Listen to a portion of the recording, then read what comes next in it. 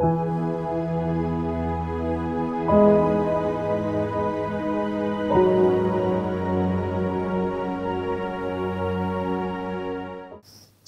పట్టిన చెదలు చెదరగొట్టిన బైబిల్ అనేటువంటి అంశం చాలా ప్రాముఖ్యమైనటువంటి అంశం కాబట్టి మరి చరిత్రకు సంబంధించినటువంటి ఎన్నో విషయాలను ఈ పాఠం ద్వారా మనం నేర్చుకుంటాం. ఈ పాఠానికి కొనసాగింపుగా మరి ఆదివారం కూడా ఒక అంశం ఇవ్వడం జరిగింది. కాబట్టి ఈ పాఠం అలాగే ఆదివారం 2 పాఠాలు కూడా చాలా విషయాలను మనం నేర్చుకునే అవకాశం ఉంటుంది కనుక దయచేసి ఎవరు ఈ క్లాసెస్ని మిస్ చేసుకోకండి. సరే, అంశంలోనికి వెళ్ళిపోదాం. చరిత్రకు పట్టిన చెదరగొచ్చినటువంటి బైబిల్. చరిత్ర అనగానే హిస్టరీ, అంటే గతంలో జరిగినటువంటి విషయాలను మనం నేర్చుకునే ప్రయత్నం చేస్తుంటాం. పాఠశాలలో కూడా, స్కూళ్ళలో కూడా మనకి హిస్టరీ మీద ఒక సబ్జెక్ట్ ఉండడం, సోషల్ స్టడీస్లో. మరి గతంలో జరిగినటువంటి అనేక విషయాలను చరిత్రకారులు అనేటువంటి వాళ్ళు రాసిన సంగతులన్నింటినీ కూడా మనకి పుస్తకాలలో పెట్టి నేర్పించే ప్రయత్నం చేస్తుంటారు. ఇలా అనేక విషయాల మీద ఎంతోమంది చరిత్రకారులు ఎన్నో అధ్యాయాలు చేసి మనకి చరిత్రను అందించడం జరిగింది. అయితే మనుషులుగా మనము గుర్తుపెట్టుకోవాల్సినటువంటి కొన్ని విషయాలు ఏంటంటే, చరిత్రని ఊహించి రాసినవన్నీ కూడా నిజము అని మనం ఒప్పుకోలేం. ఉదాహరణకి కొంతకాలం క్రితం వరకు కూడా గాంధీ అనగానే ఈ దేశానికి పితామహుడు అని మన వాళ్ళు ఆయన గొప్పతనాన్ని చాటి చెప్పారు. ప్రపంచ దేశాలలో కూడా ఆయన గొప్పతనాన్ని ఎంతోమంది వివరించడం జరిగింది.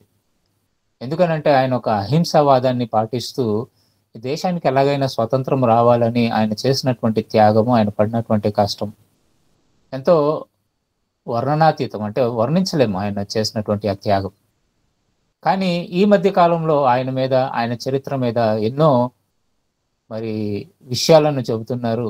ఆ చెబుతున్న వాటిలలో అతను ముస్లింలకి పక్షపాతిగా ఉంటూ ఒక దేశాన్ని వాళ్ళకి అందించడం వల్లనే ఈరోజు మన దేశానికి ఒక శత్రు దేశం ఏర్పడింది అని, మరి ఆయన చంపినటువంటి గాడ్సే కూడా చాలా భిన్నమైనటువంటి ఆలోచనలతో అతన్ని చంపాడని, ఆ చంపినటువంటి విషయాలలో కారణాలు సరైనవే అని చెప్పడం కూడా చాలా మంది చూస్తున్నాం. అంటే చరిత్ర ఒక కాలంలో ఉండేటువంటి చరిత్ర మరొక కాలానికి వచ్చేసరికి అది మారిపోతున్నట్లుగా, మరవబడుతున్నట్లుగా మనం చూస్తున్నాం. ఇంకా ఈ మధ్య కాలంలో కొంతమంది రాజకీయ నాయకుల ప్రస్తావనతో ఈ దేశానికి వచ్చినటువంటి కొంతమంది మొఘల్ సామ్రాజ్యుల రాజుల యొక్క చరిత్రలను కొంతకాలం వరకు కూడా మనకి పాఠ్యపుస్తకాలలో ఉండేవి. ఇప్పుడు ఏం ప్రయత్నం చేస్తున్నారంటే ఆ చరిత్రలన్నింటినీ కూడా తీసేయాలి. ఈ మొఘల్ సామ్రాజ్యపు వారు వచ్చినటువంటి వాళ్ళందరూ కూడా, ఆ రాజులు ఎవరైతే ఉన్నారో వాళ్ళ చరిత్రలన్నీ కూడా మన పాఠ్యపుస్తకాలలో ఉంచకూడదని ప్రతిపాదన చేస్తూ దానికి తగిన ఏర్పాట్లు కూడా చేయడం మనం చూస్తున్నాం. అంటే చరిత్రలో మొఘలులు మన దేశానికి వచ్చిన తర్వాత వాళ్ళు దోచుకున్న సమయంలో కూడా మంచి పరిపాలనను కూడా అందించారు. అంటే రాజులు అనగానే ఒక దేశం మీద కక్ష పెట్టుకొని వాళ్ళు ఏది చేయరు. ఎప్పటికీ రాజుల మనసులో ఇంకొక రాజుని జయించాలి, వాడి కింద ఉన్నటువంటి సామ్రాజ్యాన్ని వాడు వశం చేసుకోవాలని అనుకుంటాడే తప్ప మతాలకు ఎప్పుడు కూడా వాళ్ళు చిచ్చు పెట్టలేరు. కానీ ఈ మధ్య కాలంలో చాలా మంది ఏం చేస్తున్నారని అంటే, మతాలకు చిచ్చు పెడుతూ ఆ రాజులు ఆ కాలంలో హైందవులను ఇలా హింస పెట్టారు, లేదా ఫలానా మతం వారిని ఇలా హింస పెట్టారని చెప్పి చరిత్రను వక్రీకరిస్తూ చరిత్రను మార్చి చెప్పేటువంటి ప్రయత్నాలు ఎన్నో చేస్తున్నారు. ఇది మతపరమైనటువంటి రాజకీయ ఉద్దేశాలతో చేస్తున్నటువంటి పని. కాబట్టి చరిత్ర అనగానే మనం ఒకటి ఎప్పుడు గుర్తుంచుకోవాలి, అదేంటంటే చరిత్రకారులు రాసిన చరిత్ర అంతా కూడా నిజం అవ్వదు. అందులో ఎన్నో తప్పులు ఉంటాయి. కానీ బైబిల్ ఏ చరిత్రనైతే మనకు చెప్పిందో ఆ చరిత్ర ఎప్పటికీ కూడా చెరిగిపోనిది.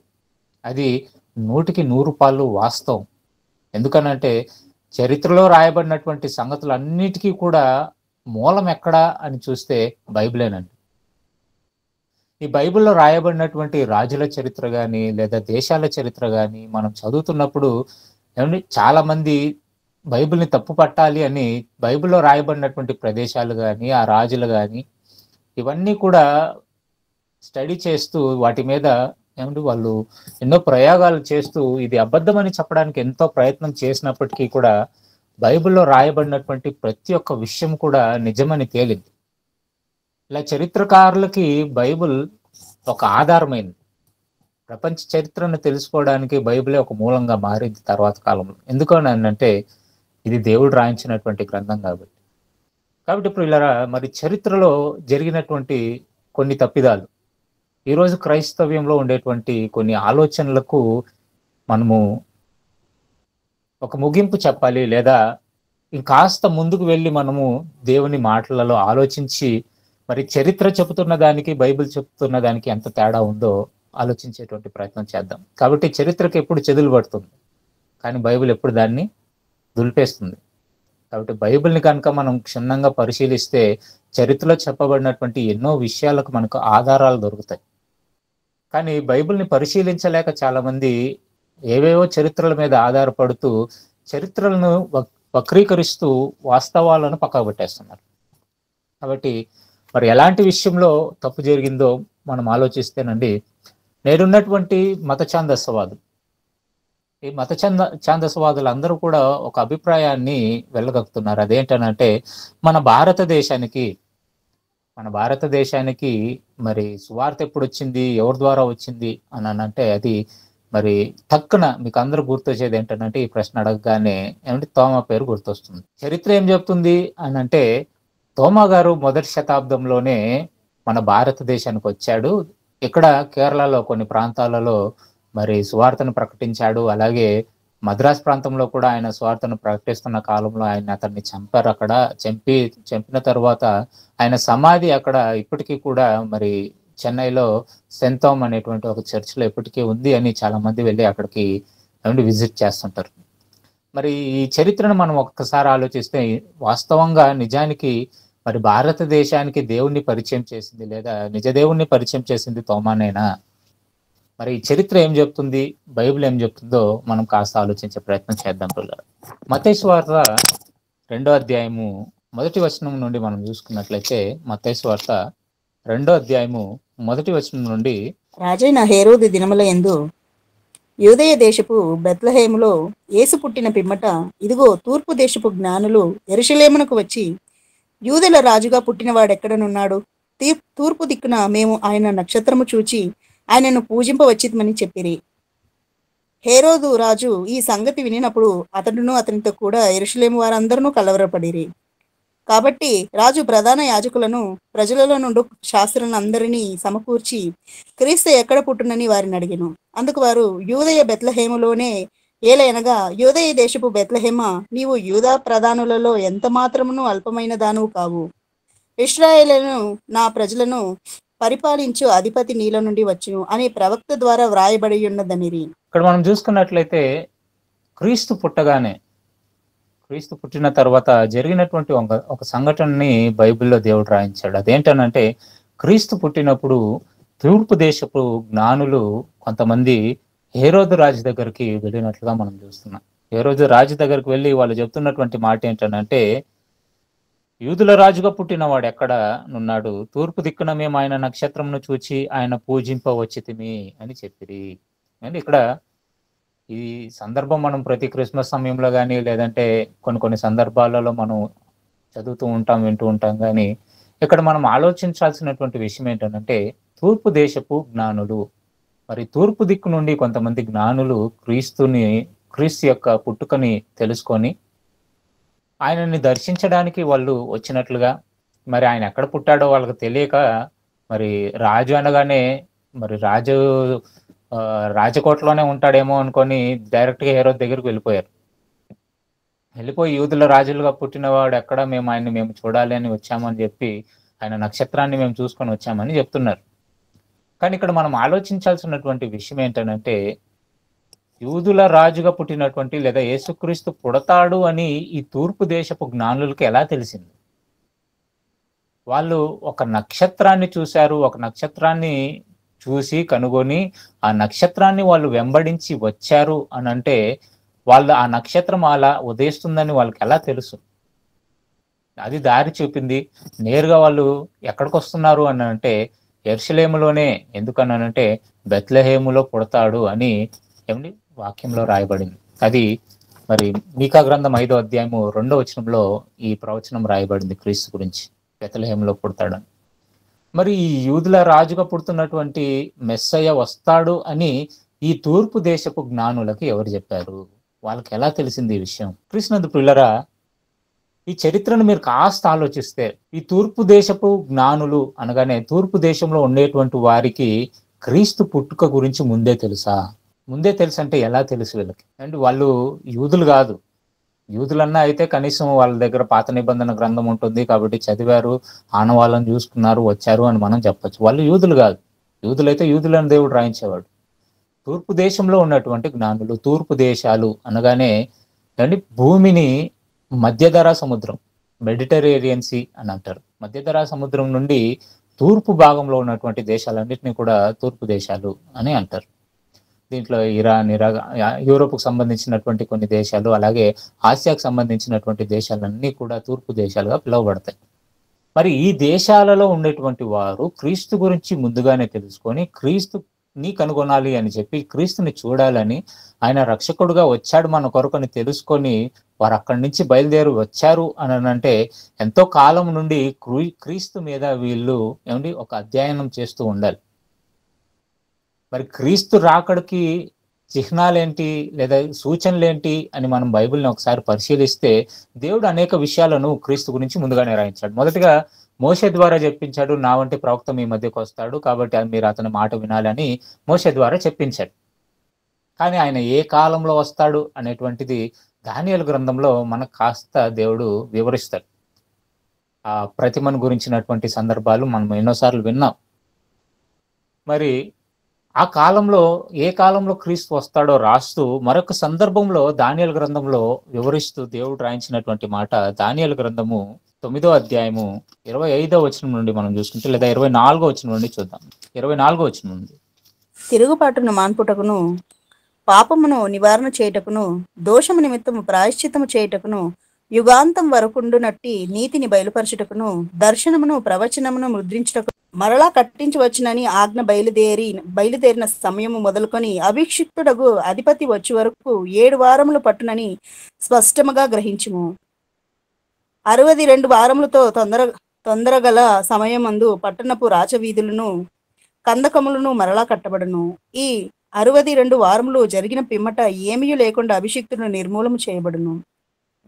వచ్చినట్టి రాజు యొక్క ప్రజలు పవిత్ర పట్టణమును, పరిశుద్ధ ఆలయమును నశింపజేయుదురు. వాని అంతము హఠాత్తుగా వచ్చును. యుద్ధ కాలాంతం వరకు నాశనం జరుగునని నిర్ణయింపబడును. అతడు 1 వారం వరకు అనేకులను నిబంధనను స్థిరపరచును. అర్ధవారములకు బలి నైవేద్యమును నిలిపివేయును. హేయమైనది నిలిచి వరకు నాశనము చేయవాడు వచ్చును. నాశనం చేయవానికి రావాలని నిర్ణయించిన నాశమును ముగించే వరకు ఇలాగూ జరుగును. చాలండి. ఇక్కడ మనం చూసుకున్నట్లయితే అభిషిక్తుని యొక్క రాకడను గురించి మరి దేవుడు దానియేలు గారి ద్వారా రాయిస్తున్నటువంటి మాట.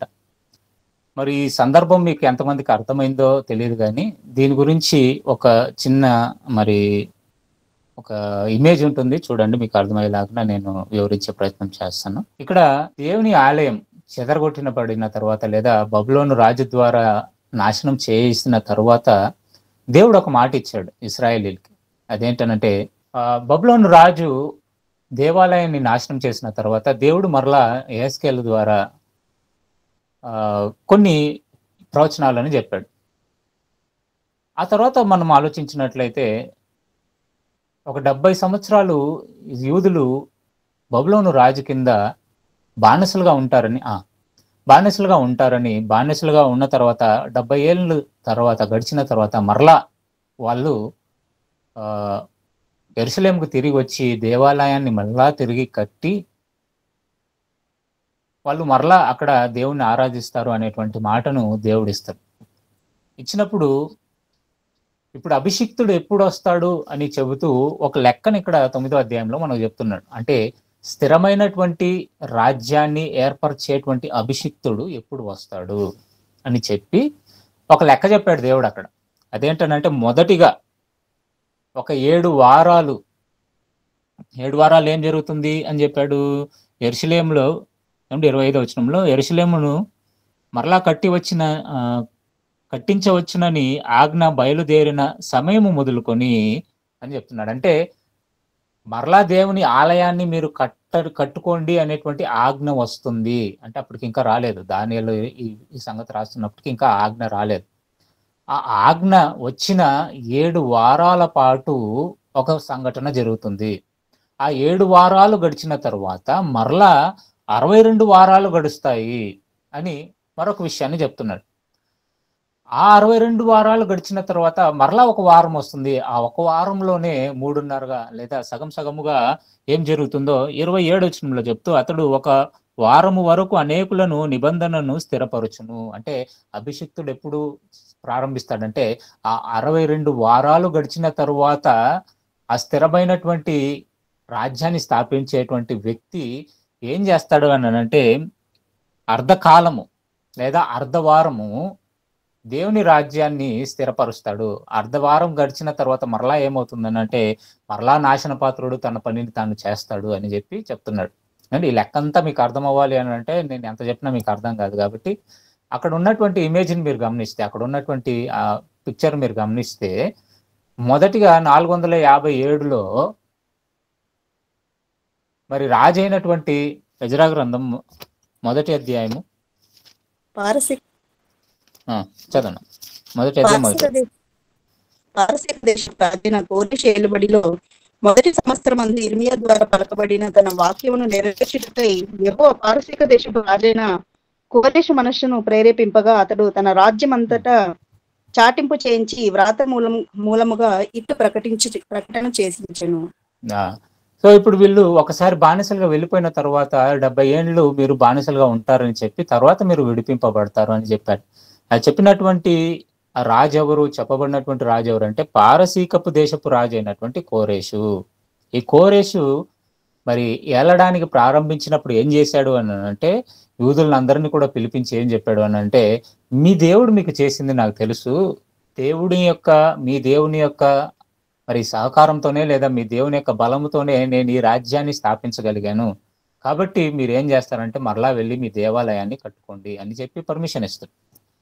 కానీ తర్వాత ఏమవుతుందని అంటే మరలా వచ్చినటువంటి రాజులు దాన్ని ఆపేయడం, మరలా దానిని కట్టడం, మరలా దర్యావేశ కాలంలో దానిని కట్టడం, ఇలా అది యెరూషలేము పూర్తిగా దేవాలయము ప్లస్ యెరూషలేము కోటలన్నీ కూడా కట్టబడడానికి సుమారుగా ఎన్ని సంవత్సరాలు పట్టింది అని మనం ఆలోచిస్తే 49 సంవత్సరాలు పట్టింది. ఈ 49 సంవత్సరాలనే ప్రారంభంలో 7 వారాలు అని చెప్తున్నాడు. మరి 7 వారాలు ఏంటండి, 49 సంవత్సరాలు ఏంటండి అని మీకు ఒకవేళ అనుమానంగా ఉంటే దేవుడు ఒక మాట రాయించాడు. వీళ్ళు ఎలా లెక్క కట్టారు దీన్ని అని మనం ఆలోచిస్తే, మరి యెహెజ్కేలు గ్రంథం 4వ అధ్యాయము 6వ వచనాన్ని చూడండి. యెహెజ్కేలు గ్రంథం 4వ అధ్యాయము 6వ వచనం. ఆ దినములు గడిచిన తర్వాత కుడి ప్రక్కన పండుకొని ఉండు 40 దినములు యూదావారి దోషము భరింపవలెను. సంవత్సరం ఒకటింటికి ఒక దినము చొప్పున నేను నిర్ణయించి ఉన్నాను. ఇలాగూ నీ ఉండగా ఇక్కడ మనం చూసుకున్నట్లయితే ఒక లెక్కని చెప్తున్నాడు. ఆ లెక్క ఏంటనంటే ఒక సంవత్సరము ఒక దినముగా లెక్క చేయాలి. అర్థమవుతుంది కదా?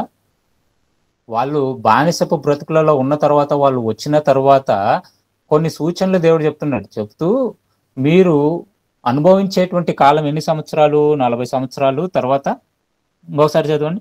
ఆ దినములు గడిచిన తర్వాత కుడి ప్రక్కన పండుకొని ఉండు 40 దినములు యూదావారి దోషము భరింపు. 40 దినాల గురించి మాట్లాడుతున్నాడు. మళ్ళీ ఆ 40 దినాలలో మీరు లెక్క ఎలా కట్టాలి అనంటే ఒక దినమట ఒక సంవత్సరము సమానంగా చేయాలి. అంటే ఒక సంవత్సరం గడిస్తే మీరు ఒక దినం అని లెక్కేసుకోవాలి. ఇప్పుడు ఇక్కడ 7 వారాలు అని చెప్పినప్పుడు 7 వారాలలో ఎన్ని రోజులు ఉంటాయి? 7 రోజులు. 7 రోజులు కాదు, 49 రోజులు ఉంటాయి. ఇప్పుడు ఒక్క రోజుని మనము ఒక సంవత్సరంగా లెక్కేసుకుంటే 49 రోజులు 49 సంవత్సరాలుగా లెక్కేశారు. అంటే ఇప్పుడు 7 వారాలు బాగా అర్థం చేసుకోండి. 7 వారాలలో 7 రోజులు, ఒక్క వారము ఒక సంవత్సరం అని మనం ఏం లెక్కేసుకుంటే 7 వారాలు కాస్త ఎలా అవుతాయి? 7 ఇంటూ 7, కాబట్టి 7 సంవత్సరాలు అనగానే 49 సంవత్సరాలు. కాబట్టి 49 సంవత్సరాలకు ఒక లెక్క చెప్పాడు. ఆ 7 వారాలు గడిచిన తర్వాత మరలా ఏం చేశాడు అని అంటే 62 వారాల లెక్క చెప్తున్నాడు. 62 వారాలు పడుతుంది ఎవరు రావడానికి? క్రీస్తు రావడానికి అని చెప్పాడు. కాబట్టి 62 వారాలు మనము ఎప్పుడు ఇంకా దేవాలయము కట్టబడిన తర్వాత, యెరూషలేము కట్టబడిన తర్వాత ఇంకొక 62 వారాలకి క్రీస్తు వస్తాడు. 62 వారాలు అనగానే మనం ఎన్ని సంవత్సరాలు లెక్కేయచ్చు? 434 సంవత్సరాలు. కాబట్టి ఆ లెక్క కరెక్ట్గా వస్తుందండి.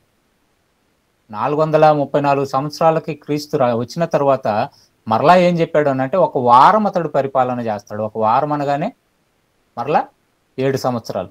7 సంవత్సరాలు ఏం జరుగుతుంది అని చెప్పాడు? ఏమండి ఇప్పుడు దానియేలు గ్రంథం ఇంకొకసారి చదవండి, 9వ అధ్యాయం 27వ వచనంలో. అర్ధవారము. మరి క్రీస్తు యొక్క బ్రతుకు చదవండి. అతడు ఒక వారమునకు అనేకులను నిబంధన స్థిరపరచును, అర్ధవారమునకు బలి నైవేద్యములను నిలిపివేయును, హేయమైనది నిలిచి వరకు నాశనము చేయువాడు వచ్చును, నాశనము చేయువానికి రావాలని నిర్ణయించిన నాశనమును ముగించి వరకు ఇలాగ జరుగును. ఇప్పుడు మరలా ఒక వారం లెక్క మనం తీసుకున్నట్లయితే ఒక వారంలో మనకి 7 సంవత్సరాలు వస్తుంది. 7 సంవత్సరాలలో 3.5 సంవత్సరము క్రీస్తు భూమి మీద బతికాడు మనకు తెలుసు. తర్వాత 3.5 సంవత్సరం లెక్క మనం తీసుకుంటే ఇంకా బలి అర్పణలు నిలిచిపోతాయి. క్రీస్తు తర్వాత ఏమైంది? యూదులు కానీ మరి దేవాలయంలో బలులు అర్పించడం ఇవన్నీ కూడా కొంతకాలానికి నిలబడిపోయాయి.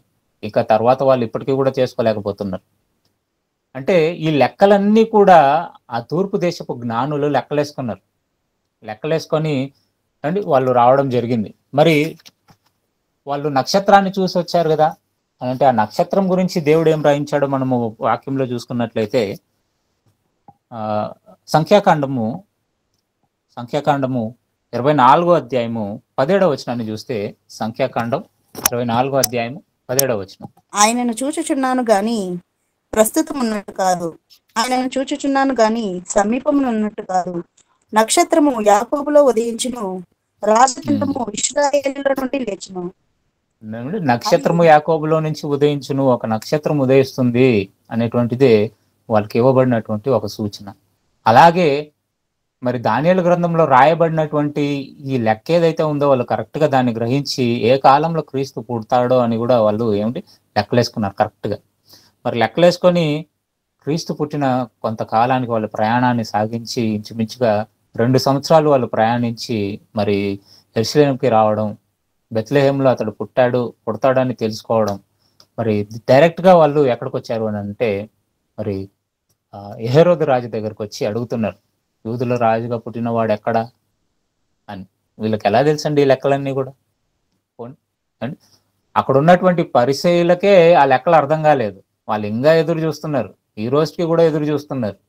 దేవుడు ఎంత చక్కగా రాయించినా ఈ రోజుకి కూడా యూదులు ఎదురు చూస్తున్నారు క్రీస్తు ఇంకా వస్తాడని, ఇంకా ఎప్పుడో వస్తాడని. కానీ మరి దానియేలు గ్రంథంలో రాయబడినటువంటి మాటలు కరెక్ట్ గా అర్థమైతేనండి క్రీస్తు ఎప్పుడు వస్తాడో మనకు అర్థమైపోతుంది.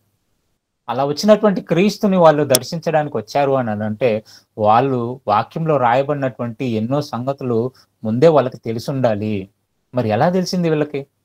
ఈ తూర్పు దేశంలో ఉన్నటువంటి వారికి క్రీస్తు గురించి మరి ఎవరు పరిచయం చేశారు? ఎలా తెలిసింది? ఎలా తెలిసిందో మనము బైబిల్ని కనుక పరిశీలిస్తేనండి బైబిల్లో రాయబడినటువంటి చరిత్రే మనకి సాక్ష్యం ఇస్తుంది. ఎవరో చెప్పినటువంటి రాసినటువంటి కథలు మనం నమ్మాల్సినటువంటి అవసరం లేదు. బైబిల్ ఏమని సాక్ష్యం ఇచ్చింది, బైబిల్ ఏం చెప్పింది, చరిత్రలో జరిగినటువంటి సంఘటనలు కనుక మనం కాస్త ఆలోచించి మనసు పెట్టి ఆలోచిస్తే మనకు కావాల్సినటువంటి ఆధారాలు దేవుడు బయట పెట్టాడు.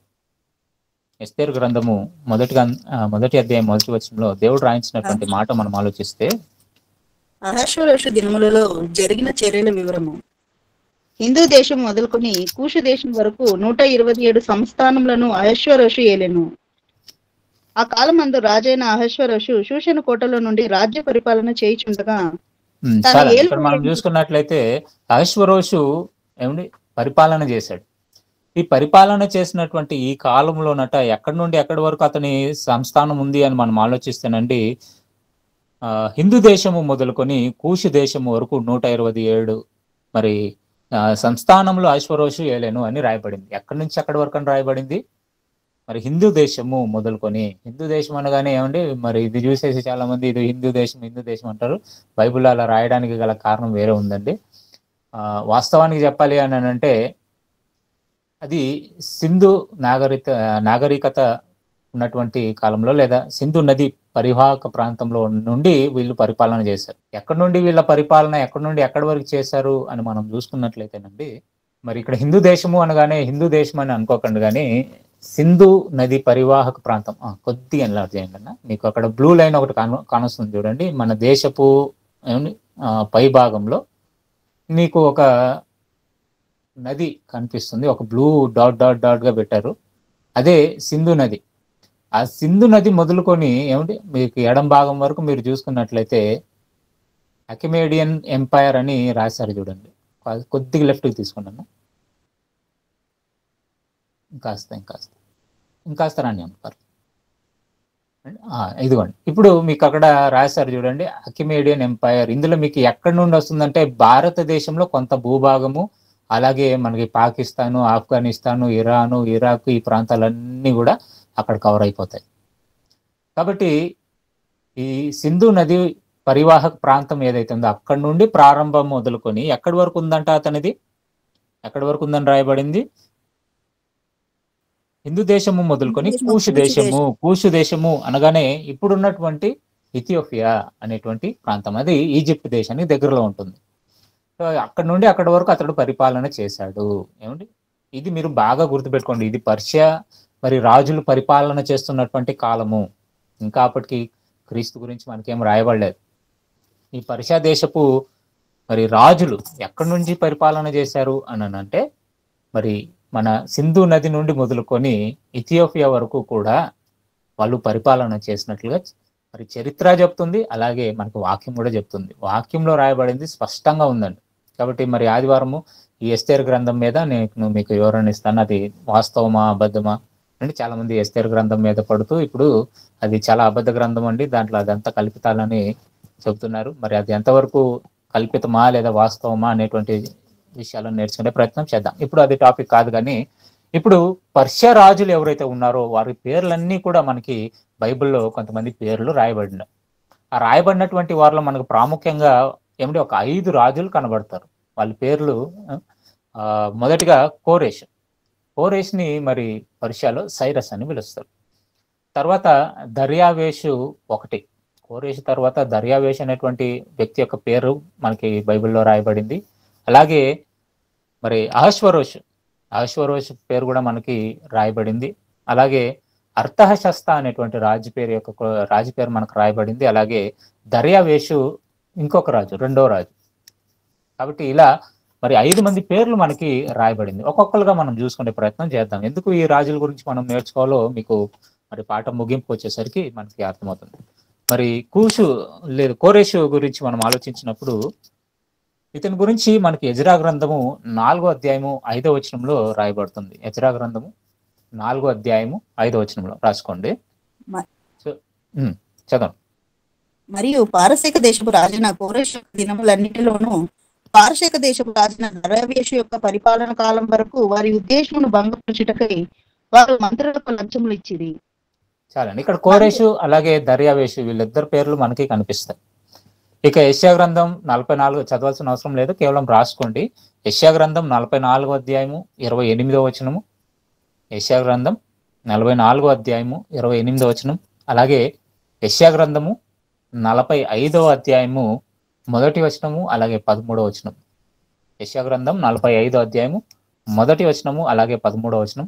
ఇంకా 2వ దినవృత్తాంతముల గ్రంథం 36వ అధ్యాయము, దినవృత్తాంతముల 2వ గ్రంథము 36వ అధ్యాయము 22, 23 వచనాలు. కాబట్టి ఈ అధ్యాయాలు, ఈ వచనాలు మీరు చదివినప్పుడు మీకు కోరేషు రాజు గురించి దేవుడు రాయించినటువంటి మాటను మనం చూడగలం. ఇందులో చాలా ప్రాముఖ్యమైనటువంటి మాట యెషయా గ్రంథము 44వ అధ్యాయము 28వ వచనము ఒకసారి చదువుతాం. కోరేషు గురించి దేవుడు ఏం చెప్పాడు, అతడు పుట్టక ముందే ఏమిటి కోరేషు అసలు ఇంకా ఈ మాద్య పారసీకుల సామ్రాజ్యం ఇంకా రాలేదు, అప్పటికే దేవుడు అతని గురించి ఏం రాయించాడో చూద్దాం. యెషయా గ్రంథం 44వ అధ్యాయం 28వ వచనం. కోరేషుతో, నా మంద కాపరి, నా చిత్తమంతయు నెరవేర్చువాడా అని చెప్పువాడును నేనే. యెరూషలేములో నీవు కట్టబడదు అని, దేవాలయమునకు పునాది వేయబడదు అని నేను చెప్పుచున్నాను. ఇక్కడ దేవుడు ముందుగానే ఏమండి, ఇంకా వీళ్ళు ఇంకా బానిసలుగా కూడా బాలేదు. యూదులు ఇంకా బబులోని చెరలోనికి ఇంకా వీళ్ళు వెళ్ళలేదు. వెళ్ళక ముందే కోరేష్ అనేటువంటి వ్యక్తి వచ్చి మరలా దేవుని ఆలయాన్ని కట్టిస్తాడు, అతడు ఆ పాత్రను తీసుకుంటాడని దేవుడు ముందుగానే రాయించాడండి. అతని పేరుతో సహా చెప్పాడు దేవుడు. ఏమండి, ఇంత గొప్ప విషయం మీకు ఏమండి, ఇంత గొప్ప ఏమండి ప్రవచనం మీకు ఎక్కడ దొరకదండి, ఎవరు చెప్పలేరు. దేవుడు వీళ్ళు ఇంకా బానిసలుగా పోలేదు, కానీ వీళ్ళు బానిసలుగా పోతారని కూడా చెప్పేశాడు. పోయిన తర్వాత ఎంత కాలం ఉంటారో చెప్పేశారు. ఎంత కాలం ఉన్న తర్వాత ఎవరు రాజు కింద వీళ్ళు మరలా తిరిగి వస్తారో కూడా చెప్పేశాడండి. ఆ రాజు యొక్క పేరుతో సహా చెప్పేశాడు అండి. అంత గొప్ప ప్రవచనము కోరేష్ గురించి దేవుడు చెప్పాడు. కాబట్టి ఈ కోరేష్ కాలంలో మీరు ఆలోచించినప్పుడు నేను ముందుగానే చెప్పాను, సింధు నది పరివాహక ప్రాంతము నుండి ఏమండి ఇథియోపియా వరకు కూడా ఇతని పరిపాలన సాగింది. కాబట్టి ఇతని పరిపాలన కాలం తర్వాత, కోరేష్ తర్వాత వచ్చినటువంటి వాడు దర్యావేషు. దర్యావేషు కాలంలో ఒక సంఘటన జరిగింది, అది దానియేలు గ్రంథంలో దేవుడు రాయించాడు. మీరు బాగా చదివితే దర్యావేషు కాలంలో ఏం జరిగింది అని మనం ఆలోచిస్తే, దానియేలు గ్రంథము 6వ అధ్యాయం, దానియేలు గ్రంథం 6వ అధ్యాయము 25, 26, 27 వచనాలు మనం చూద్దాం పిల్లరా. దానియేలు గ్రంథం 6వ అధ్యాయము 25 నుండి 27 వరకు. అప్పుడు రాజుకు దర్యావేషు లోకమందంతటా నివసించు సకల జనులకును రాష్ట్రములకును ఆయా భాషలు మాట్లాడు వారికి ఇలాగూ రాయించెను. మీకు క్షేమాభివృద్ధి కలుగును గాక. నా సముఖమున నియమించిన దేమనగా రాజ్యములోని సకల ప్రభుత్వముల యందు నివాసులు దానియేలట దేవునికి భయపడుచు ఆయన సముఖమును వణకుచుండవలెను. ఆయన దేవుడు, ఆయన రాజ్యము నాశనము కానేరదు. ఆయన ఆధిపత్యము తుదముట్టనకు కొండును. ఆయన విడిపించువాడును రక్షించువాడునై ఉన్నాడు. పరమందును భూమి మీదను సూచక క్రియలను ఆశ్చర్య కార్యములను చేయువాడు. ఆయనే సింహముల నోట నుండి ఈ దానియేలును రక్షించెను అని వ్రాయించెను. చాలా ఇక్కడ మనం చూసుకున్నట్లయితే దానియేలు గ్రంథంలో ఏమండి 6వ అధ్యాయము 25వ వచనం నుండి మనం చూసుకున్నట్లయితే దేవుడు ఎంత గొప్ప మాటను రాయించాడంటే, అప్పుడు రాజుకు దర్యావేషు లోకమందంతటా నివసించు సకల జనులకును రాష్ట్రములకును ఆయా భాషలు మాట్లాడు వారికి ఇలాగూ వ్రాయించెను, మీకు క్షేమాభివృద్ధి కలుగును గాక. నా సముఖమున నియమించినదేమనగా నా రాజ్యంలోని సకల ప్రభుత్వముల యందుండు నివాసులు దానియేలు యొక్క దేవునికి భయపడుచు ఆయన సముఖమున వణుకుచుండువలెను. ఆయనే జీవము గల దేవుడు, ఆయనే యుగయుగములుండువాడు. ఆయన రాజ్యము నాశనము కానేరదు. ఆయన ఆధిపత్యము తుదమట్టుకుండును. ఆయన విడిపించువాడును రక్షించువాడునై ఉండి పరమందును భూమి మీదను సూచక క్రియలను ఆశ్చర్య కార్యములను చేయువాడు. ఆయనే సింహముల నోటి నుండి ఆ దానియేలును రక్షించెను అని రాయించెను. ఆ దానియేలు దర్యావేషు ప్రభుత్వ కాలమందును పారసీకుడగు కోరేషు ప్రభుత్వ కాలమందును వర్ధిల్లెను. ఏమండి, దర్యావేషు కాలంలో దర్యావేషు ఒకటి చేశాడు. కోరేషు కాలంలో ఏమండి ఉన్నాడు దానియేలు. కోరేషు పరిపాలన చేస్తున్నటువంటి కాలంలో మనకు ఎవరు కనిపిస్తున్నారు? దానియేలు కనిపిస్తున్నాడు. అలాగే దర్యావేషు పరిపాలన కాలంలో కూడా మరి దానియేలు గారు ఉన్నారని చెబుతూ ఆ దర్యావేషు ఏం చేశాడు, ఏమని రాయించాడు, ఏమని శాసనం చేశాడు అతన్ని పరిపాలిస్తున్నటువంటి కాలంలో అని మనం ఆలోచిస్తే, ఈ దానియేలు నమ్ముకున్నటువంటి దేవుడు ఎవరైతే ఉన్నారో అతడే నిజమైనటువంటి దేవుడు. అతనిని మీరు ఖచ్చితంగా నమ్మాలి. అతని యందు మీరు ఎలా ఉండాలి అంటే భయభక్తులు కలిగి ఉండాలి. అతని సముఖమందు మీరు వణుకుచూ ఉండాలి. ఆయనే జీవము గల దేవుడు, ఆయన యుగయుగములు ఉంటాడు, ఆయన రాజ్యము నాశనము కానేరదు. అంటే ఎన్ని విషయాలు రాయించాడండి. ఎవరి గురించి రాయిస్తున్నాడు? నిజమైనటువంటి దేవుని గురించి, దానియేలు నమ్మినటువంటి మన తండ్రి అయిన దేవుని గురించి చెబుతూ ఆయన ద్వారా ఏర్పడబోయేటువంటి ఒక రాజ్యం గురించి చెప్తున్నాడు. అంటే క్రీస్తు ద్వారా జరగబోయేటువంటి రాజ్యాభిషేకం గురించి లేదా రాజ్య పరిపాలన గురించి రాస్తున్నాడు. ఆయనే నిజమైనటువంటి దేవుడు. ఆయనే దానియేలుని సింహపు నోటి నుండి విడిపించింది ఎప్పుడు? నెబుకద్నెజరు పరిపాలన చేస్తున్నటువంటి కాలంలో, బబులోను రాజు పరిపాలన చేస్తున్న కాలంలో విడిపించాడు. దానిని గుర్తుపెట్టుకున్నాడు ఎవరు? దర్యావేషు. కోరేషు తర్వాత వచ్చిన వాడు దర్యావేషు. ఆ దర్యావేషు ఎప్పుడు గుర్తుపెట్టుకుంటున్నాడు? అంటే ఎప్పుడో జరిగినటువంటిది గుర్తుపెట్టుకొని మీ దేవుడు నిజంగానే గొప్పవాడని చెప్పి శాసనాన్ని రాయించాడు. ఆయన పరిపాలన కింద ఉన్నటువంటి దేశములన్నిటికీ కూడా, ఆస్థానాలన్నిటికీ కూడా ఒక శిలాశాసనాన్ని రాయించాడు. అదేంటో తెలుసా? దానియేలు దేవుడే నిజమైన దేవుడు, ఆయననే మీరు నమ్మాలి, ఆయన రాజ్యం శాశ్వత కాలం ఉంటుంది, యుగ యుగములు ఉంటుంది, మీరు ఆయన ఎదుట భయభక్తులు కలిగి ఉండాలి, ఆయన ఎదుట మీరు వణుకుచూ ఉండాలి, ఆయన ఆధిపత్యము తుదమట్టుకు ఉండును. ఏమండి, ఇది ఎప్పుడు రాశాడు? రాశాడండి? వీళ్ళు ఇంకా బానిసలుగా ఉండి వెళ్ళి దేవాలయాన్ని మరలా కట్టుకుంటున్నటువంటి కాలం అది. ఆ దర్యావేషేది తర్వాత, కోరెషు తర్వాత ఇంకొక రాజు వస్తాడు, అర్థహశస్త అనేటువంటి రాజు వస్తాడు. ఆ అర్థహశస్త అనేటువంటి రాజు వచ్చిన తర్వాత అర్థహశస్త గురించి మీకు ఎజ్రా గ్రంథం 4వ అధ్యాయం 7వ వచనంలో ఉంటుంది. ఎజ్రా గ్రంథం రాసుకోండి. అర్థహశస్త గురించి మీకు ఎజ్రా గ్రంథము 4వ అధ్యాయము 7వ వచనంలో ఉంటుంది. ఇతడు ఏం చేస్తాడు అని అంటే దేవాలయాన్ని ఆపిచ్చేస్తాడు కట్టనివ్వకుండా. తర్వాత మరలా దర్యావేష్ ఏం చేస్తాడంటే మరలా దేవాలయాన్ని కట్టుకోవడానికి పర్మిషన్ ఇస్తాడు. ఇదంతా ఎప్పుడు జరిగిందని అంటే ఆ తూర్పు దేశపు జ్ఞానులు ఇంకా ఎక్కడికి రాలేదు? క్రీస్తు దగ్గరకు రాలేదండి. అప్పుడు ముందే రాయించాడు. కాబట్టి ఈ శిలాశాసనం ఎక్కడి నుంచి ఉంది? తూర్పు దేశాలలో ఉన్నటువంటి అన్ని దేశాలకి ఈ శాసనం వెళ్ళిందండి. అర్థమవుతుందా మీకు? దానియేలు రాజు గురించినటువంటి లేదా దానియేలు యొక్క దేవుని గురించినటువంటి ఈ శాసనము తూర్పు దేశాలలో అన్ని దేశాలకు వెళ్ళింది. ఎవరి ద్వారా అంటే దర్యావేషు ద్వారా. దర్యావేషే దేవునిని పరిచయం చేశాడు ఈ తూర్పు దేశాలన్నిటికీ కూడా. అతడు స్థాపించబోయేటువంటి రాజ్యం గురించి కూడా రాయించేశాడు. అన్యుల వరకు స్వార్థ వెళ్ళింది అని అంటే, అన్యులు కూడా రక్షింపబడతారు అని అంటే ఎవరి ద్వారా అనేటువంటిది దర్యావేషు ద్వారా దేవుడు ముందుగానే ప్రకటించేశాడండి ప్రపంచానికి. ఈ తూర్పు దేశాలలో ఉన్నటువంటి ప్రతి దేశానికి శాసనం వెళ్ళింది. ఎందుకు మరి కోరేషుకి ఆ రాజ్యాన్ని ఇచ్చాడు దేవుడు? మరి హిందూ దేశము మొదలుకొని మరి ఇథియోపియా వరకు కూడా, కూషు దేశం వరకు కూడా ఎందుకు ఇచ్చాడు అధికారాన్ని అన్నదంటే, దేవుని యొక్క రాకడ, క్రీస్తు యొక్క రాకడను గురించి ప్రకటించే ఒక సామ్రాజ్యంగా ఆ పర్షియా దేశాన్ని దేవుడు ఎన్నుకున్నాడు. ఆ పర్షియా సామ్రాజ్యాన్ని ఎన్నుకున్నాడు. ఆ పర్షియా కాలంలోనే ఏం జరుగుతుంది అని అంటే దర్యావేషు ముందుగానే ప్రకటించేశాడు. ప్రతి దేశానికి కూడా ప్రకటించాడు. దానియేలు నమ్ముతున్నటువంటి దేవుడే నిజమైనటువంటి దేవుడు. అతడు ఒక రాజ్యాన్ని స్థాపిస్తాడు. ఆ రాజ్యం శాశ్వత కాలం ఉంటుంది. ఆయన యందు మీరు భయభక్తులు కలిగి ఉండాలి, ఆయన ఎదుట మీరు వెనుకుతూ ఉండాలి, ఆయన ఆధిపత్యము ఎల్లవేళలా శాశ్వత కాలం వరకు కూడా ఉంటుందని చెప్పి దర్యావేషు రాయించినటువంటి ఆ శిలాశాసనమే ఈ దేశాలన్నిటికీ కూడా దేవుణ్ణి పరిచయం చేశాయి.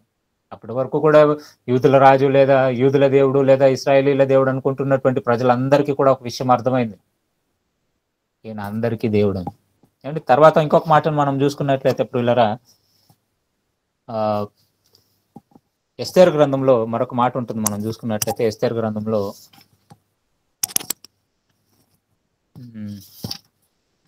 ఎస్తేరు గ్రంథము 10వ అధ్యాయము 2-3 వచనాలు చూద్దాం. ఎస్తేరు గ్రంథము 10వ అధ్యాయము 2-3 వచనాలు.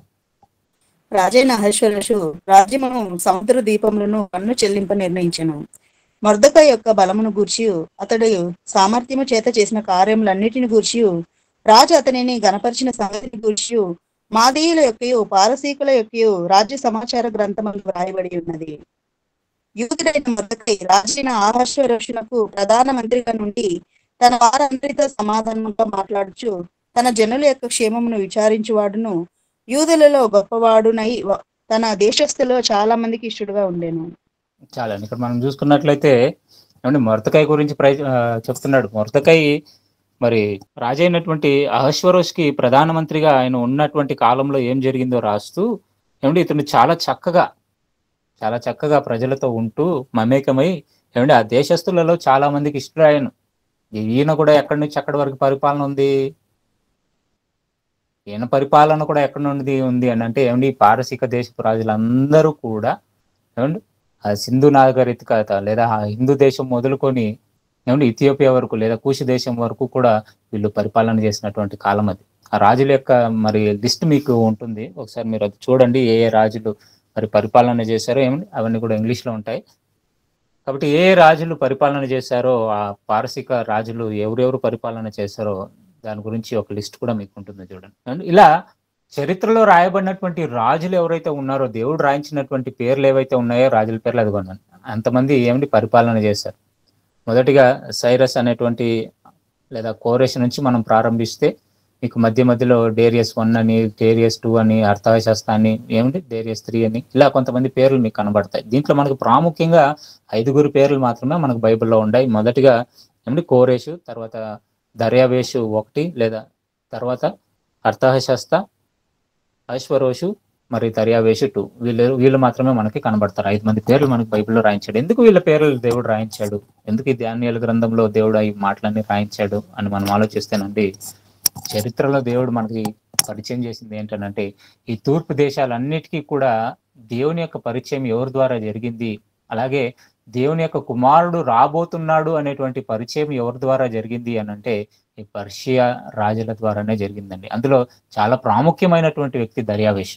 కాబట్టి దానియేలు గ్రంథంలో దర్యావేష్ గురించి మనకు దేవుడు రాయిస్తూ అతడు ఎలాంటి శాసనాన్ని ఆ దేశాలు అతడు పరిపాలించినటువంటి దేశాలకు పంపించాడో అది మనకి ఇక్కడ రాయించాడండి. కాబట్టి తూర్పు దేశాలకి ఏమండి దేవుడు ఎప్పుడో పరిచయం అయ్యాడు.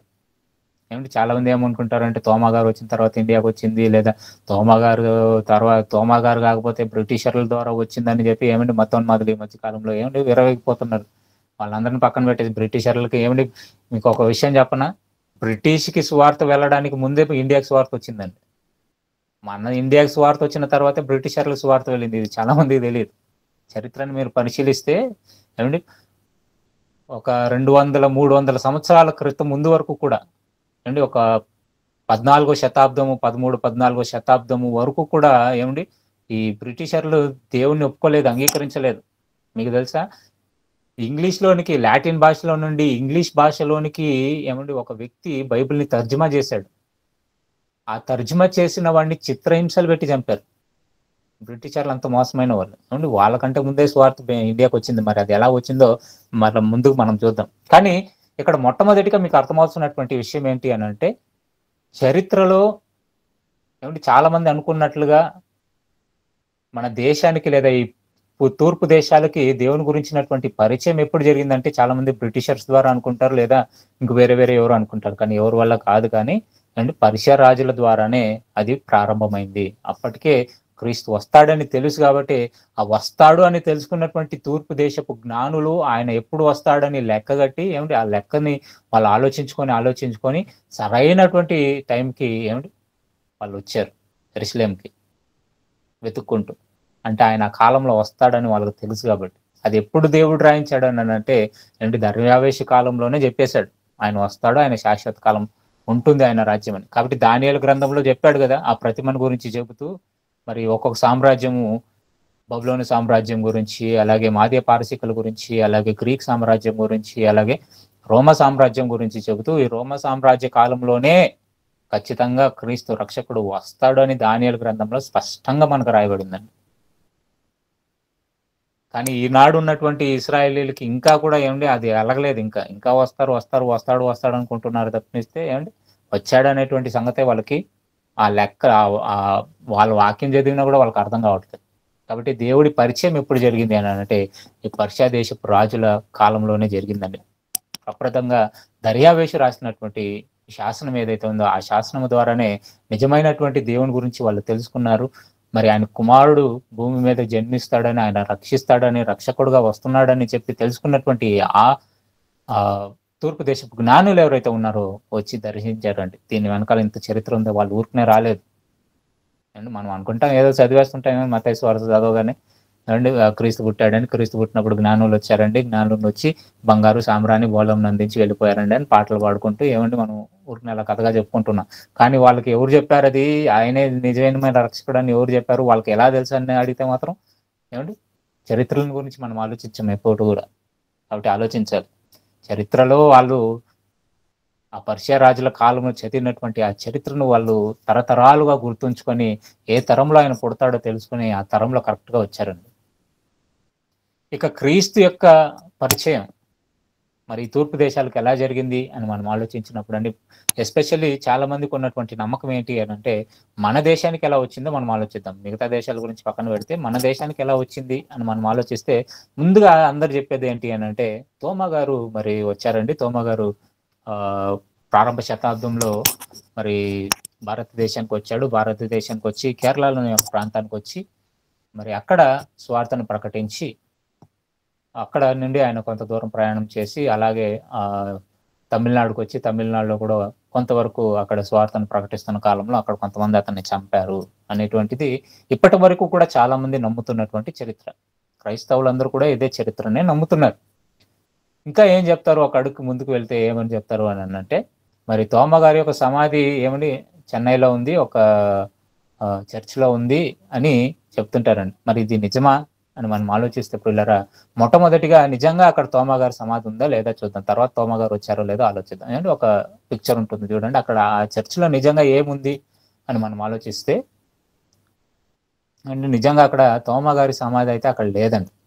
ఇదిగోండి కొద్దిగా ఎన్లార్జ్ చేయండి. అది the tomb of Saint Thomas అని ఉంది. ఇప్పుడు కొద్దిగా పిక్చర్ పెద్ద చేయండి. మీకు అక్కడ మీరు అది ఆయన లేదా ఆయన శవం అనుకుంటారేమో, అది శవం కాదు, అది ఒక బొమ్మని చేసి అక్కడ పెట్టారు. తోమ అని చెప్తూ ఒక బొమ్మని చేసి అక్కడ పెట్టారండి. అది నిజంగా శవం కాదండి, మళ్ళీ శవం అనుకున్నారు. అది శవం కాదు, అది బొమ్మ. మీరు ఈ రోజు కూడా ఒకవేళ మీకు అనుమానాలు ఉంటే మీరు డైరెక్ట్ గా చెన్నై వెళ్ళి సెయింట్ థామస్ చర్చికి వెళ్తే మీకు ఇదే కనిపిస్తుంది. ఇక్కడ శవం ఉందా, ఆయన నిజంగా ఆయన పాతి పెట్టినటువంటి శవం అక్కడ ఉందా అంటే అక్కడ లేదు. మీరు అక్కడ వెళ్ళి వాళ్ళని పరిశీలనగా అడిగితే వాళ్ళు చెప్తారు ఇక్కడ శవం లేదంటే మరి ఇంకేముంది అని ఇంకొకటి చూపిస్తారు. ఇంకొకటి క్రాస్ గా ఇంకొకటి ఫస్ట్ లో చూపించారు కదా ఆ పిక్చర్. ఇదిగోండి, ఇది అక్కడ పెట్టినటువంటి ఆ చర్చిలో పెట్టినటువంటి ఒక వస్తువు అండి. ఒక శిలువ ఆకారంలో పెట్టారు. ఈ శిలువ ఆకారం మధ్యలో మీకు తెల్లగా ఒకటి కనిపిస్తుంది. ఇప్పుడు అది ఎన్లార్జ్డ్ ఇది పెట్టండి. మధ్యలో మీకు తెల్లగా ఒకటి కనిపిస్తుందండి. ఆ రౌండ్ ఆకారంలో తెల్లగా ఒకటి కనిపిస్తుంది. ఆ తెల్లగా ఉండేది ఏదో కాదండి, మరి తోమ గారి ఎముకండి అని చెప్తున్నారు. ఏమండి, ఫస్ట్ ఏమో అక్కడే ఆయన పాతి పెట్టారు, ఆయన శవం అక్కడే ఉందన్నారు. ఆయన శవం అక్కడ లేదు వాస్తవానికి. ఇక ఏముంది అక్కడ అని మీరు ఆలోచిస్తే ఏమండి, ఆ మధ్య భాగంలో మీకు తెల్లగా ఒక ఎరుపు లైన్ గా ఉంటుంది. అది ఏంటి అని మీరు అడిగితే అది ఆయన ఎముకండి అని చెప్తున్నారు. ఏమండి, మరి అంత చిన్న ఎముక దొరికినప్పుడు ఆయన పూర్తి ఎముకలు దొరకలేదా అని ఆలోచించండి. ఒక చిన్న ఎముక దొరికింది, అది పెట్టామండి అంటున్నారు. మరి అలా ఒక చిన్న ఎముక ముక్క దొరికినప్పుడు ఆయన పూర్తి ఎముకలు దొరకలేదా వాళ్ళకి? వాస్తవానికి చెప్పాలి అని అంటే తోమ గారు నిజంగా ఇండియాకి వచ్చాడు అనడానికి ఎలాంటి ఆధారాలు లేవండి.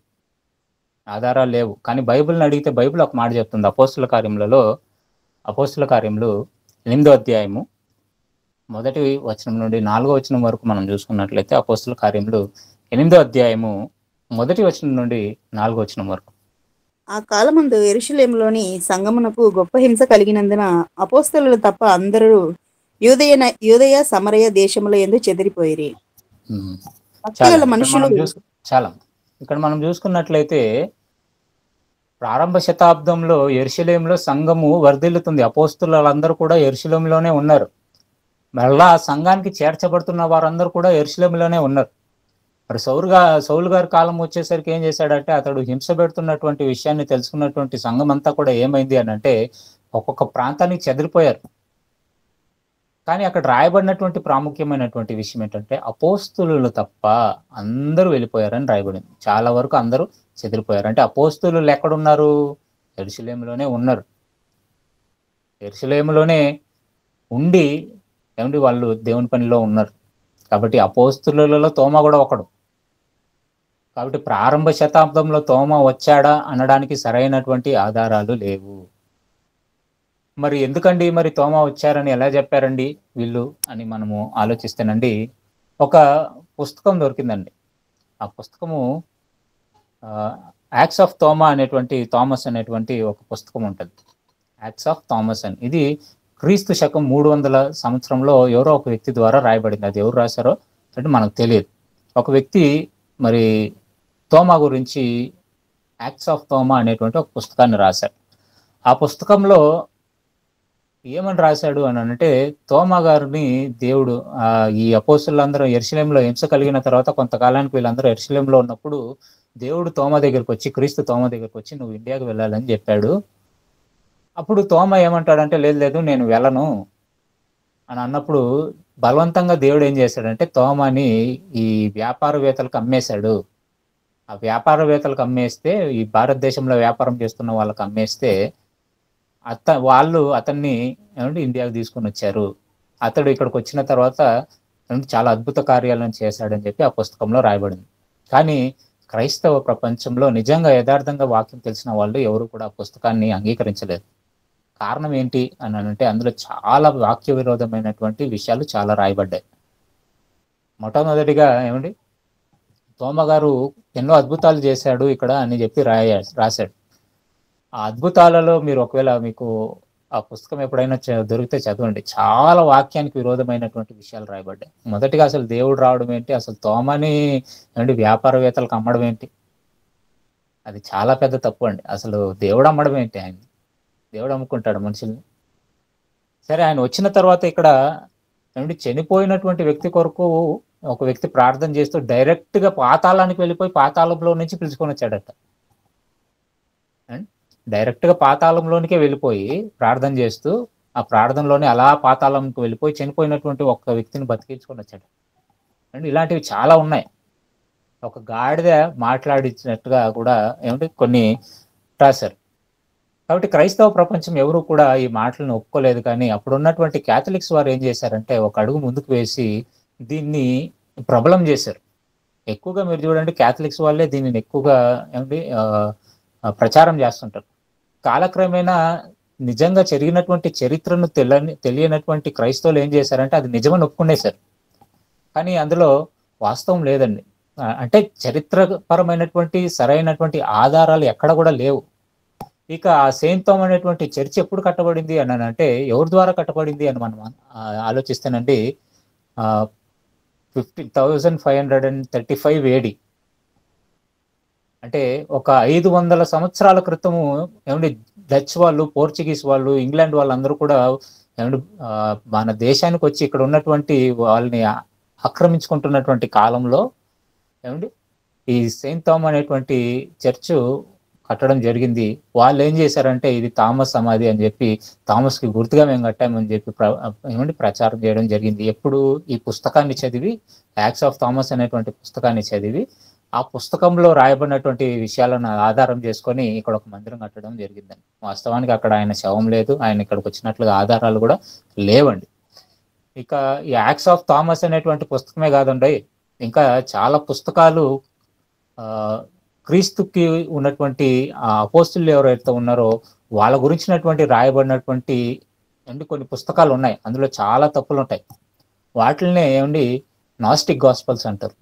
అది ప్రారంభ శతాబ్దంలో ఉన్నటువంటి సంఘాలు ఏవి కూడా అంగీకరించలేదు. అట్లా చెప్తున్నాను, ప్రారంభ శతాబ్దంలో లేదా ప్రారంభ కాలంలో ఉన్నటువంటి సంఘాలు ఏవి కూడా ఈ పుస్తకాలను అంగీకరించలేదు. కానీ కాలక్రమేణా ఏమైంది అని అంటే ఏమండి క్యాథలిక్స్ వాళ్ళు ఎక్కువగా ఇలాంటి విషయాలను వీళ్ళు ప్రచారణ చేయడం వలన ఎక్కువగా ఇవి ప్రచారంలోనికి వచ్చిన తర్వాత జరిగినటువంటి చరిత్రను అర్థం చేసుకోలేక లేదా తెలుసుకోలేనటువంటి వాళ్ళందరూ కూడా నమ్మడం ప్రారంభించారు. మరి ఎప్పుడు వచ్చిందండి మరి సువార్త మన దేశానికి ఎప్పుడు వచ్చింది అని మనం ఆలోచిస్తేనండి ఏమండి నెహ్రూ గారు తను బ్రతుకున్నటువంటి కాలంలో ఒక పుస్తకాన్ని రాశారు క్రైస్తవ్యం గురించి. అంటే క్రైస్తవం గురించి కాదు కానీ ఆయన కొన్ని విషయాలను రాస్తూ ఒక పుస్తకాన్ని రాశాడు. ఆ పుస్తకం పేరు మీకు ఇంకొక ఇమేజ్ లో ఉంటుంది చూడండి, జీసస్ అండ్ క్రిస్టియానిటీ అని ఒక సబ్జెక్ట్ మీద ఆయన ఒక అంశాన్ని రాశాడు. నెహ్రూ గారు రాశారు అని అంటే ఆయన చరిత్రను తెలుసుకునే రాశారు, ఊరికనే రాయలేదు. కాబట్టి ఆయన బ్లైండ్ గా ఏది నమ్మరు. కాబట్టి ఆయన ఒక పుస్తకాన్ని రాశాడు. ఆ పుస్తకంలో అదిగోండి, జీసస్ అండ్ క్రిస్టియానిటీ. ఇది మీకు అమెజాన్ లో కూడా, ఆన్లైన్ లో అమెజాన్ లో కూడా ఈ బుక్ మీకు అవైలబుల్ ఉంది. ఈ పుస్తకంలో ఏమని రాశాడు ఈయన అని మనం చూసుకున్నట్లయితే క్రిస్టియానిటీ గురించి, మరి క్రీస్తు పుట్టుక గురించి లేదా క్రీస్తు చరిత్ర ముందుగానే రాయబడింది. మరి ఆయన పుట్టడము, ఆయన కొంతమంది ఇండియాకు వచ్చారని చెప్పారు, అది మరి ఎంతవరకు వాస్తవమో లేదో తెలియదు, దానికి సరైనటువంటి ఆధారాలు లేవని చెప్పి రాస్తూ, అలాగే ఆయన బుద్ధుడి దగ్గర కొన్ని విషయాలను నేర్చుకున్నాడు అని చెప్పి ఏమండి కొంతమంది మతోన్మాదులు చెప్తుంటారు కదా, ఈ విషయాలన్నింటినీ కూడా ఆయన టచ్ చేస్తూ అవన్నీ కూడా నమ్మశక్యం కాకపోయినా క్రీస్తు గురించి చెబుతూ ఒక విషయాన్ని చెప్పాడండి. ఇండియాకి క్రీస్తు గురించి ఎప్పుడు పరిచయం అయింది, ఎలా పరిచయం అయింది అని చెబుతూ ఇంకొక ఇమేజ్ ఉంటుంది చూడండి. క్రీస్తు ఎప్పుడు పరిచయం అయ్యాడు మన దేశానికి ఒక హైలైట్ చేసినటువంటి ఒక అదిగోండి. ఈ విషయంలో ఏముంది అని మనం చూసుకున్నట్లయితే You may be surprised to learn that Christianity came to India long before it went to England or Western Europe, and when even in Rome it was a despised and proscribed sect. Within 100 years or so of the death of Jesus, Christian missionaries came to South India by sea. They were received courteously and permitted to preach their faith. They converted a large number of people, and their descendants have lived there with varying fortunes to this day. Most of them belong to old Christian sections, which have their headquarters now in Minor Asia. And Nehruji is referring to Syrian Catholics. ఎవరు వచ్చారంట ఏమండి? నెహ్రూ గారు చెప్తున్నటువంటి మాట తోమ వచ్చాడని చెప్పలేదండి. కొంతమంది మిషనరీలు క్రీస్తు మరణించిన ఒక 100 సంవత్సరాల లోపే, క్రీస్తు మరణించిన తర్వాత ఒక 100 సంవత్సరాల లోపే మన దేశానికి వచ్చారు. మన దేశానికి వచ్చిన తర్వాత ఇక్కడ మన దేశంలో ఉన్నటువంటి వాళ్ళు వారిని స్వీకరించి వాళ్ళకి ఆతిథ్యాన్ని ఇచ్చారు. ఆతిథ్యాన్ని ఇవ్వడమే కాకుండా మరి ఆ క్రీస్తుని గురించి ప్రకటించడానికి వాళ్ళకి స్వేచ్ఛనిచ్చారు అని చెప్పి ఏమండి నెహ్రూ గారు తన పుస్తకంలో రాశాడండి. ఎవరి ద్వారా వచ్చారు అని అంటే ఏమిటి? తోమ గారు కాదు తెచ్చింది. ఇక్కడ కొంతమంది క్రీస్తును నమ్మినటువంటి సంఘము, ప్రారంభ శతాబ్దంలో ఉన్నటువంటి సంఘపు వారు ఈ సువార్తను ప్రకటిస్తూ ఏమిటి దేవుడు చెప్పినటువంటి మాట ఉంది కదా, మీరు సర్వలోకానికి వెళ్ళి సర్వ సృష్టికి సువార్తను ప్రకటించాలని. అలా ప్రకటిస్తూ వస్తున్నటువంటి కాలంలో కొంతమంది ఏమిటి మన దేశానికి కూడా వచ్చారు. ఎప్పుడు వచ్చారట? క్రీస్తు మరణించిన 100 సంవత్సరాల లోపే వీళ్ళు వచ్చారట. వచ్చి ఈ దక్షిణ భారతదేశంలో వాళ్ళు ఎక్కువగా క్రిస్టియానిటీని ప్రబలం చేశారు. అలా వచ్చినటువంటి వారే కొన్ని మందిరాలను కూడా కట్టడం జరిగింది. కాబట్టి ఏమండి, మనము చరిత్రను కనుక మనం ఆలోచిస్తేనండి, చరిత్రలో ఎన్నో తప్పులు చెప్పారు. కానీ కొంతమంది నిజమైనటువంటి విషయాలను వెలికి తీసి రాస్తుంటారు. కాబట్టి బైబిల్ని మనం పరిశీలిస్తే యెరూషలేములో ఉన్నటువంటి ఏమండి అపోస్తులు ఎవరైతే ఉన్నారో వాళ్ళందరూ కూడా యెరూషలేములోనే ఉన్నారండి. వాళ్ళు ఏ దేశానికి వెళ్ళలేదు. వీళ్ళు చెప్తున్నటువంటి ప్రకారం మనం ఆలోచిస్తేనండి, మరి క్రీస్తు శకం 64-65 ఆ ప్రాంతంలో వచ్చాడు అని చెప్తుంటారు. కానీ అపోస్తుల కార్యములలో ఏమండి ఆ హింస జరుగుతున్నటువంటి కాలము అంతా కూడా, హింస జరిగిన తర్వాత కూడా యెరూషలేము సంఘం ఎప్పటి వరకు ఉన్నది అంటే సుమారుగా ఒక 70 AD వరకు కూడా, 70-72 AD వరకు కూడా ఉనింది అని చెబుతుంటారు. కాబట్టి అపోస్తులు ఎక్కడికి వెళ్ళలేదండి. అపోస్తులందరూ కూడా యెరూషలేములోనే ఉన్నారు. కాబట్టి నెహ్రూ గారు రాసినటువంటి పుస్తకంలో ఉన్నటువంటి మాట ఏంటంటే, ఎవరు వచ్చారో ఈయన అథెంటిక్ గా తెలుసుకొని చెప్పాడు. కొంతమంది మిషనరీలు వచ్చారు, వచ్చి క్రైస్తవ్యాన్ని ఇక్కడ పరిచయం చేశారు. కాబట్టి తోమ వచ్చాడా లేదా అంటే వచ్చినందుకు గాను బలమైనటువంటి ఏమంటే ఆధారాలు ఏవి లేవు. ఇక అక్కడ ఉన్నటువంటి మందిరంలో ఎక్కడ కూడా ఆయన చనిపోయినటువంటి ఆ మృతదేహం అక్కడ ఉంది అనడానికి ఎలాంటి ఆనవాలు కూడా లేవు. ఏదో ఒక చిన్న ఎముక ముక్కను పెట్టేసి అండి ఇది మరి తోమ గారి యొక్క ఎముక అని చెప్తూ అంటే ప్రజల్ని మోసం చేస్తున్నటువంటి ప్రయత్నం చేస్తున్నారు. కాబట్టి చరిత్రలో ఏమిటి మనకి కొన్ని తప్పులు దొరుకుతుంటాయి. కాబట్టి ఆధారాలు లేనటువంటి విషయాన్ని మనము నమ్మకూడదు. ఆధారాలు ఉన్నటువంటి విషయాలనే మనం ఎప్పుడు మనం తీసుకోవాలండి. ఇక ఈ మాటను మనం ఆలోచిస్తానండి, మొట్టమొదటిగా దేవుని పరిచయం చేసింది దర్యావేషు రాజు అయితే ఏమిటి తర్వాత కాలంలో క్రీస్తును అంగీకరించిన తర్వాత ఆయనను వెంబడించినటువంటి అపోస్తులు ఏమిటి యెరూషలేములోనే ఉండి వాళ్ళు దేవుని పనిని చేస్తుంటే చెదిరిపోయినటువంటి వారు ఎవరైతే ఉన్నారో ఏమిటి చెదిరిపోయి చాలా ప్రాంతాలకు వెళ్ళారండి. మనకి ఏమిటి బైబిల్ కొన్ని విషయాలు మాత్రమే దేవుడు రాయించాడు. వాళ్ళు చాలా ప్రాంతాలకు ప్రయాణం చేస్తూ వెళుతూ దేవుని ప్రకటిస్తూ వెళ్ళారు. కానీ మనకు ఎక్కువగా హైలైట్ ఎవరి మీద ఉంటుంది అని అంటే పౌలు గారి మీదనే ఉంటుంది. ఎందుకంటే ఆయన లూకా గారు రాసినటువంటి గ్రంథం కాబట్టి లూకా గారు ఎక్కువ కాలము పౌలుతో ప్రయాణం చేశాడు. ఆయన ప్రయాణం చేసినటువంటి ఆ కాలం అంతా కూడా ఏమంటే పౌలు గారు వెంటే వెళ్ళాడు. ఎవరు? మన లూకా గారు. కాబట్టి ఆ లూకా గారు అపోస్తుల కార్యములలో మనకి కేవలము పౌలు గురించి ఎక్కువగా రాశాడు. మిగిలినటువంటి వాళ్ళ గురించి, మిగిలిన సంఘాల గురించి, వాళ్ళు ఎలా విస్తరించారు, ఎలా ఏమంటే వాళ్ళు డెవలప్ అయ్యారు అనేటువంటి విషయాలు మనకు రాయబడలేదు. కానీ కొన్ని విషయాలను మనం ఆలోచించినప్పుడు ఏమిటి ప్రారంభ శతాబ్దంలోనే క్రైస్తవ్యము, క్రీస్తు యొక్క పరిచయము మన దేశానికి జరిగింది. అప్పుడు గ్రంథ రూపకంగా అయితే రాలేదు. అంటే బైబిల్ అప్పటికి ఇంకా ముద్రణ జరగలేదు కాబట్టి గ్రంథ రూపకంగా రాలేదు. కానీ మరి ఆ కాలంలో నమ్ముకున్నటువంటి వాళ్ళు ఎవరైతే ఉన్నారో వాళ్ళు నేటికి కూడా కొంతమంది ఉన్నారు. ఆ తరం వారు నేటికి కూడా కొంతమంది కేరళలో ఉంటూ వాళ్ళు చెప్పినటువంటి సాక్ష్యం మీదనే ఏమండి ఇక్కడికి వచ్చినటువంటి వాళ్ళు కొంతమంది మిషనరీలు అని దృఢపరచడం జరిగింది. కాబట్టి చరిత్రలో రాయబడినటువంటి విషయాలు మనల్ని మోసం చేయడానికి కూడా ఉంటాయి. కాబట్టి ఇప్పుడు వీళ్ళరా ఎవరు తెచ్చారు ఈ సువార్తను ఇండియాకి అంటే ఏమండి ఈ సువార్తని బ్రిటిషర్స్ తీసుకొని రాలేదు, తోమా తీసుకొని రాలేదంటే అంతకంటే ముందే దర్యావేషి ఈ సువార్తను మన దేశానికి పరిచయం చేస్తే దర్యావేషి తర్వాత కాలంలో ఏమండి క్రీస్తు వచ్చిన తర్వాత సువార్తను ప్రకటిస్తున్నటువంటి అనేక మంది ఏమండి క్రీస్తుని మన దేశానికి తీసుకుని వచ్చారు. కాబట్టి వాళ్ళు ఎంతో ప్రయాసపడి ఇక్కడ సువార్తని ప్రకటించి ఏమండి ఇక్కడే కాలం చేశారు. కానీ వాళ్ళు ఏమయ్యారో చరిత్రలో మనకు తెలియదని.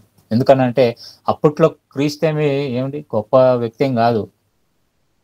కాబట్టి అప్పుడున్నటువంటి వాళ్ళు వాళ్ళ స్వార్థనైతే విన్నారు, కానీ వాళ్ళని మరి తర్వాత వాళ్ళు ఎంతవరకు ఆతిథ్యం ఇచ్చారో, వాళ్ళని ఎంతవరకు వాళ్ళ దగ్గర ఉంచుకున్నారో మనకి ఏ విషయాలు కూడా మనకి రాయబడలేదు. కానీ క్రైస్తవ్యం ఇండియాకు వచ్చింది, ఎలా వచ్చింది అని పరిచయం చేయడానికి తోమా పేరును వాడుకున్నారు తప్ప, కానీ చరిత్రను మనం ఆలోచిస్తానండి తోమా కాదు కానీ ఏమండి స్వార్థను ప్రకటిస్తున్నటువంటి అనేక మంది ఆయా దేశాలకు చెదిరిపోయినటువంటి అనేక మంది వాళ్ళ ప్రయాణాలను చేస్తూ చేస్తూ చేస్తూ ఏంటి మన దేశానికి వచ్చి ఇక్కడ స్వార్థను పరిచయం చేయడం జరిగింది. కాబట్టి చరిత్రకి ఏమైనా ఒక చెదులు పట్టింది, దానిని బైబిల్ ఏమండి దులిపేస్తుంది. కాబట్టి ప్రియులరా మరి ఆలోచించండి, దేవుడు చెప్పినటువంటి ఈ మాటలు ఎంతవరకు వాస్తవము అవాస్తవం అని. కాబట్టి వాస్తవమైనటువంటి మాటలనే మనం తీసుకుందాం, అవాస్తవమైనటువంటి వాటిని పక్కన పెడదాం. ఇది ఇప్పటికీ అనుమానాస్పదంగానే ఉంది కాబట్టి అనుమానాస్పదంగా ఉండేటువంటి దేన్ని కూడా మనము అంగీకరించాల్సినటువంటి అవసరత లేదండి మేము అదే నమ్ముతాము, తోమానే వచ్చాడని మేము నమ్ముతామంటే ఇంక మీకు వదిలిపెట్టింది. దీంట్లో నేను ఎవరిని బలవంతంగా మీకు నమ్మించాల్సినటువంటి అవసరం లేదు. చరిత్రలో జరిగిన విషయాలు నేను మీ ముందు పెట్టాను. ఇంకా నమ్మడం నమ్మకపోవడం అది మీకు విడిచిపెడుతున్నాను. ఒక పాఠం అర్థమైంది అనుకుంటాను. ఏమైనా డౌట్స్ ఉంటే అడగండి, లేదంటే ప్రార్థన చేసుకొని క్లోజ్ చేస్తాం.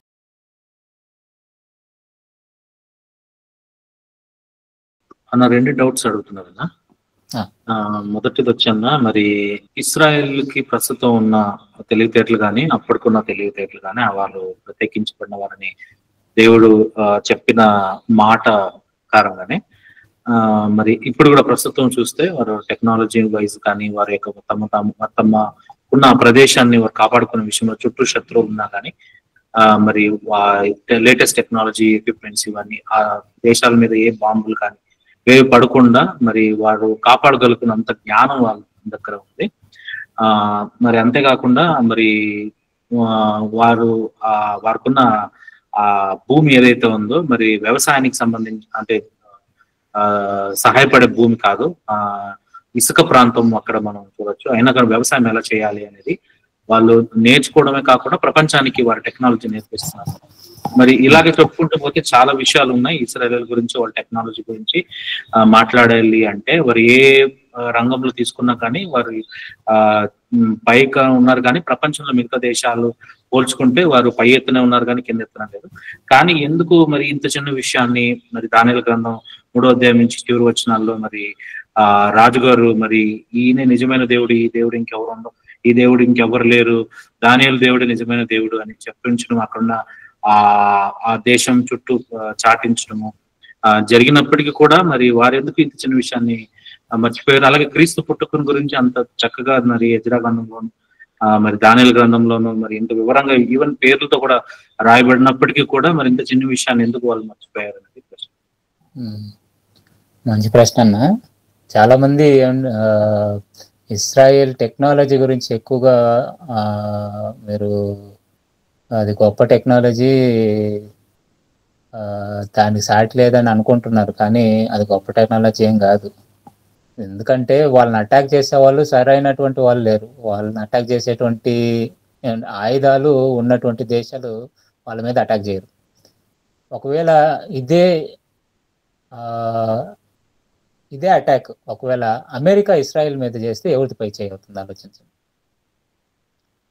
ఇప్పుడు ఇంతవరకు కూడా వీళ్ళు ఎవరెవరిని కొట్టారు? ఆ పక్కన ఉన్నటువంటి గాజాని, తర్వాత ఇరాన్ని, తర్వాత ఈ హమాస్ హౌతీలు ఉన్నటువంటి ప్రాంతాలని వీళ్ళు కొట్టారు. వీళ్ళందరూ ఎలాంటి వాళ్ళు అంటే ₹1 ₹2 బాంబులు తెచ్చుకొని ఒక పెద్ద బాంబు తయారు చేసేవారు. కాబట్టి వాళ్ళ మిజైల్స్ ఏవైతే ఉన్నాయో అవన్నీ బలమైనటువంటి మిజైల్స్ కాదు, స్ట్రాంగ్ అయినటువంటి ఎక్విప్మెంట్స్ కాదు. కాబట్టి వీళ్ళు వాళ్ళని అటాక్ చేస్తుంటే వాళ్ళు ఈజీగా దొరికిపోతున్నారు. కానీ అదే అటాక్ ఒకవేళ రష్యానో లేదంటే బలమైనటువంటి దేశాలు, అమెరికా లాంటి దేశాలు కానీ ఒకవేళ ఇజ్రాయెల్ మీద అటాక్ చేస్తే తట్టుకోగలదా? ఈ రోజుకి కూడా వాళ్ళు ఇరాన్ మీద యుద్ధం చేశారు. యుద్ధంలో పై చేయి వాళ్ళు సాధించారంటే అమెరికా సపోర్ట్ వల్ల సాధించారు తప్ప వాళ్ళు సొంతంగా సాధించింది ఏం లేదు. అలా డబ్బా కొట్టుకుంటున్నారు కానీ మేమేదో గొప్పగా చేసేస్తున్నాం, మేము బాగా అటాక్ చేస్తున్నాం, వెనకుండి నడిపిస్తున్నదంతా కూడా అమెరికా అనేది అందరికి ప్రపంచానికి తెలిసినటువంటి సత్యం అది.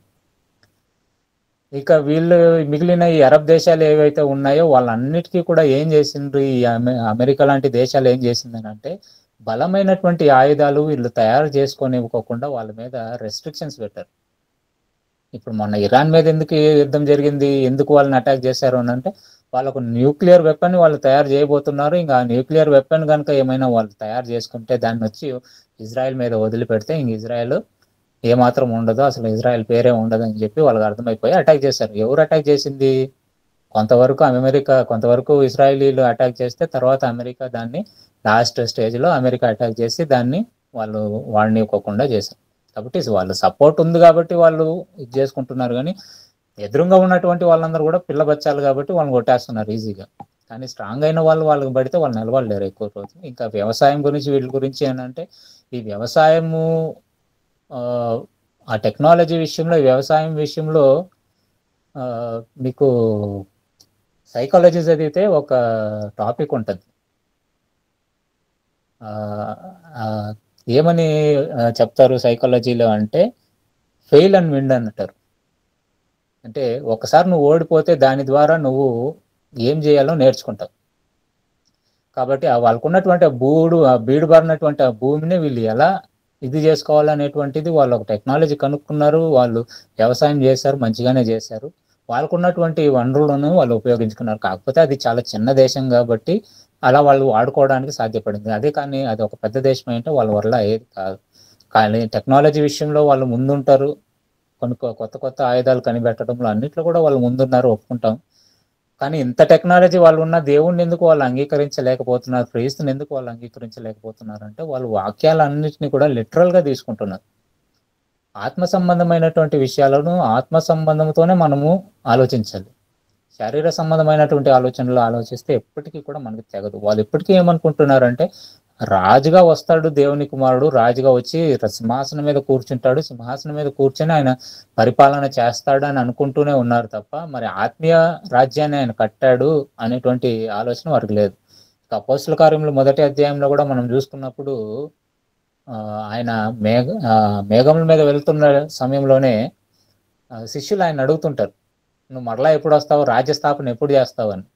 ఆల్రెడీ రాజ్యస్థాపన అయిపోయింది, ఆయన స్వర్గం ఇచ్చి రాజ్యాన్ని స్థాపించేశాడు. కానీ వీళ్ళేమను అడుగుతున్నారంటే ఇంకా రాజ్యస్థాపన ఎప్పుడు జరుగుతుందనంటే వాళ్ళకి లిటరల్గా ఆయన వచ్చి సింహాసనం మీద వచ్చి కూర్చోవాలని అనుకుంటున్నారే తప్ప వాస్తవానికి నిజంగా ఆయనే మెస్సయ్య అనేటువంటి సూచనలు ఏవి మనకు దానియేలు గ్రంథంలో కానీ, మోషే గారి ద్వారా కానీ, ఇంకా యేస్కేలు గ్రంథంలో, యెర్మీయా గ్రంథంలో రాయబడినటువంటి వచనాలన్నింటినీ కూడా మనం పరిశీలించినప్పుడు ఆ కాలము, సమయం అంతా కూడా స్పష్టంగా దేవుడు రాయించిన వాళ్ళు అంగీకరించలేకపోయారు.